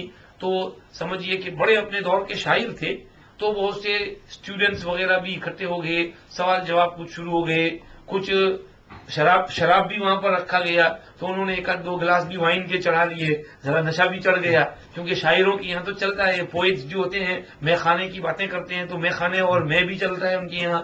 میں کے معنی شراب، میں خانہ کے معنی پب، تو میں اور میں خانے کی باتیں چلتی ہیں، تو ان کے یہاں بھی ذرا میں کی کچھ چل رہی تھی. اور شاعروں کی باتیں پوچھنے لگے، غالب کے بارے میں آپ کیا کہتے ہیں؟ ٹھیک آدمی ہے. فلاں کے بارے میں کیا کہتے ہیں؟ اچھا ہے. فلاں کے بارے میں ابھی شاعری کا اسٹوڈنٹ ہے، ابھی پاؤں رکھا ہے اس نے شعر شاعری میں. فلاں کے بارے میں وہ تو میرے پاس پڑھا ہے. فلاں کے بارے میں آپ کیا کہتے ہیں؟ وہ ابھی مبتدی ہے. اور اس طرح سے ہر ایک کو وہ تو کچھ اس کی شاعری میں کوئی ڈھنگ نہیں ہے. تو ایسی باتیں چل رہی تھیں. تو اس دوران گفتگو کوئی ملحد دہریہ قسم کا لڑکا ہوگا، تو اس نے موقع پا کر کے حضور کے خلاف کوئی بات بلوانے کے لیے یہ کہہ دیا، اور جناب آپ محمد کے بارے میں کیا کہتے ہیں؟ یہ جو بس یہ کہنا تھا کہ یہ حالانکہ نشے میں تھے، ایک دم جوش میں آ کے، اور وہ شراب کا گلاس دیب مارا اس کو، ایسا مارا وہ جلدی سے ڈک ہو گیا، اگر اس کو لگتا تو زخمی کر دے، دیوار پہ لگا اور پھوٹا. اس نے کہا کمبخت، نالائق، بے شرم، اس مجلس میں حضور کا سرکار کا تو نے تذکرہ کر دیا، یہاں تو شعر شاعری کی باتیں ہو رہی ہیں، شراب کباب کی باتیں چل رہی ہیں، اور یہ دور ہو رہا ہے، اور اس گندی اور ناپاک مجلس میں تو نے پاک پیغمبر کا نام کیسے ذکر کر؟ نکل یہاں سے. نکال دیا اس کو اس مجلس سے. اس کے بعد انہوں نے کہا، وہ خود بھی اس مجلس سے کھڑے ہو گئے، اور پھر جو ہے اپنے حجرے میں آ کر کے بہت شرمندہ اور زار و قطار رونے لگے، اور کہنے لگے کہ بھائی مجھے پتا ہے میں بہت گنہگار ہوں، میں جیسا ویسا مسلمان ہوں، گنہگار ہوں، لیکن ایک ہی تو سہارا اپنے پاس ہے، اور وہ بھی یہ لوگ مجھ سے چھین لینا چاہتے ہیں، یہ چاہتے ہیں کہ میں کافر بن جاؤں، اور مجھے کافر بنانے کے لیے ایسے سوالات ایسی مجلس میں کر بیٹھتے ہیں. تو اس وقت اندازہ ہوا کہ بھئی اس شاعر کے دل میں بھی رسول اللہ کی محبت کیسی ہے. پھر انہوں نے قصیدہ کہا، وہ کتاب کے اندر لکھا ہوا ہے قصیدہ، حضور کی محبت اس قصیدے کے اندر بھری ہوئی ہے. تو یہ انسان کے دل میں یہ محبت جو ہے حضور کی ہونی چاہیے، اور یہ سب چیزوں پر غالب ہونی چاہیے. ہم ذرا ایسی کتابیں پڑھیں، سیرت کی فضائل درود شریف پڑھیں اور سیرت النبی پڑھیں، تاکہ حضور کی سیرت جو ہے اور آپ کے اخلاق، کردار، آپ کی محبت ہمارے دل میں پیدا ہو، ہمارا ایمان کامل ہو سکے. نماز اچھی، روزہ اچھا، زکوٰۃ اچھی، حج اچھا، مگر میں باوجود اس کے مسلمان کامل ہو نہیں سکتا. ہو نہیں سکتا. نہ کٹ مروں جب تک خواجہ یثرب کی عزت پر، نہ کٹ مروں جب تک خواجہ یثرب کی عزت پر، خدا شاہد ہے میرا ایمان کامل ہو نہیں سکتا. خدا شاہد ہے میرا ایمان کامل ہو نہیں سکتا. رگ رگ میں محبت ہو رسول عربی کی، جنت کے خزائن کی یہی بیع سلم ہے. تو جنت کے خزانے چاہیے تو یہی رسول اللہ کی محبت اول درجے پر ہونی چاہیے. اللہ ہم سب کو نصیب فرمائے. یہ جب میں نے بات کہی تو بعد میں جب مجلس برخاست ہو گئی، چھوٹا بچہ میرے پاس آیا، مولانا صاحب you said that we will be with رسول اللہ صلی اللہ علیہ وسلم in Jannah. So how can so many people be with him in Jannah at once? تو میں نے کہا just like we are over here. Can you see these 200-300 people over here? If this masjid was filled with 2,000-3,000 people here, we would all be together. You know, when we go home, we are in our homes, but when we come in a gathering, we are together. So similarly, in Jannah, we will be in our Jannah, but there will be gatherings in Jannah like we are over here, and we sit with one another. So we will be with in the gatherings with Rasulullah sallallahu alaihi wasallam. This is being with Rasulullah sallallahu alaihi wasallam. Oh yes, Mohan sahab, I understand the answer. मैंने कहा छोटा बच्चा है, कितना अच्छा सवाल किया उसने, और बात समझ में आ गई उसके. तो बहरहाल ये हुजूर की मोहब्बत होनी चाहिए. अल्लाह हम सबको नसीब फरमाए. बात पूरी हो गई.